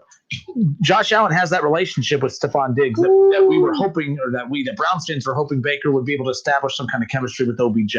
That's not there. But Josh Allen, between Beasley, between Stephon Diggs, between that run game, Buffalo is the second best team in the AFC. Look out for them. Their defense isn't great, but they watered down the defense to open up money to go get some weapons to provide to get a Stephon Diggs, to provide him with that, and that's what you're seeing. The two teams that have taken the biggest steps forward this year, the Bills and the Browns, out of the AFC, and it's because of quarterback development, and it's because of putting weapons around those quarterbacks. Bengals, take notes, because you're an offensive line away from being next year's Browns/Bills team where you take that huge step forward. Yes, that's a compliment from me late. They need to get that offensive line figured out, and they need to get rid of the 12-year-old running the team and Zach Taylor. Then they're in good position. Back to normal. Is what it is. we close things out. We have tonight the ACC Big Ten Challenge, Ohio State and Notre Dame. 6:45 the pregame, 7:30 the tip-off right here on Dayton's home of the Buckeyes, not just football but basketball as well. 7:30 the tip-off, Ohio State, Notre Dame. And again, it's the ACC Big Ten Challenge. Ohio State, a 6-point favorite. Now, I asked you a little bit ago, the strong A10, the Dayton Flyers, they're going down into the gutter. They are doing a charity game. They are throwing the Horizon League a bone. They feel bad for the Horizon League. They're trying to make the Horizon League feel relevant. Okay, so they're putting little old Northern Kentucky, who ranks 203rd in the Ken Palm rankings. Northern Kentucky comes into UD Arena tonight at 2-1. Dayton Flyers 1-1, coming off that buzzer-beating loss against SMU this past Saturday in non-con action. The Flyers are the favorite, Kev. But by how much? If you had to guess, keep in mind it's the Dayton Flyers, the mighty Dayton Flyers out of the mighty A10. They are swimming down in the gutter, playing a little old Horizon League school. Yeah, right. I mean, I feel bad for them that they have to waste time playing a Horizon. If you had to guess the line, what do you think it is? 13. It's 11.5. And I don't. 11 points to use a blowout, though. Huh? I'm sure Schroeder was waiting for that. I need Flyers fans to understand one thing, because people are waiting for UD to blow out Northern Kentucky tonight so that they can tell me, see, this is why they don't need to play Wright State. They would do the same thing. Wright State is ranked 100 points higher than Northern Kentucky in the Ken Palm. This Northern Kentucky team who won the Horizon League Conference or the tournament last year to get to the NCAA tournament for the third time in 4 years. This NKU team is not the same NKU team from the last 4 years. This is probably the fourth or fifth best team in the conference, probably sixth or seventh best team in the conference. I know because I follow this conference. You beat up on them tonight, or you only beat them by 10. I don't want to hear none of this. Oh, that's what we do to Wright State. You better hope you blow them out by 15 or more, because you're going to hear from me a lot tomorrow if that's the case. Because if you don't blow them out by 15 or 20, that means that they would be afraid. That's why they're afraid to play Wright State. That shooter still on the team? No. Tyler Sharp? Nope. Oh. Nope. He had the years, for whatever reason, they hand out waivers like no one's business. He didn't get granted a waiver. Talked to him regularly. He was annoyed that they didn't give. He constantly calls them out. So NCAA, baby. So the Dayton Flyers, Northern Kentucky, swimming in the gutter, playing a Horizon League school tonight. A charity game, just kind of throwing NKU and the Horizon League a bone, apparently, because they're too good to play Wright State out of the Horizon League, the best team in that conference, but they'll play NKU. They're an 11.5-point favorite tonight. Do they cover? Yes. They better. UD. Because if you can't beat NKU by 15 or 20 plus points, the fifth best team in the conference, no wonder you won't play Wright State, who's actually the best team in that. I'm just saying. After tonight, I'll go back to cheering for UD, but I'm annoyed that they won't play. I'm just saying. All right, folks, have a great night. We'll do this again tomorrow. Take care. We'll hopefully have a better picture and idea of what's going on out of the Big Ten, college football-wise, for your Ohio State Buckeyes. Until tomorrow, it's been the Justin Kinner Show with Kev Nash on 1410 ESPN Radio.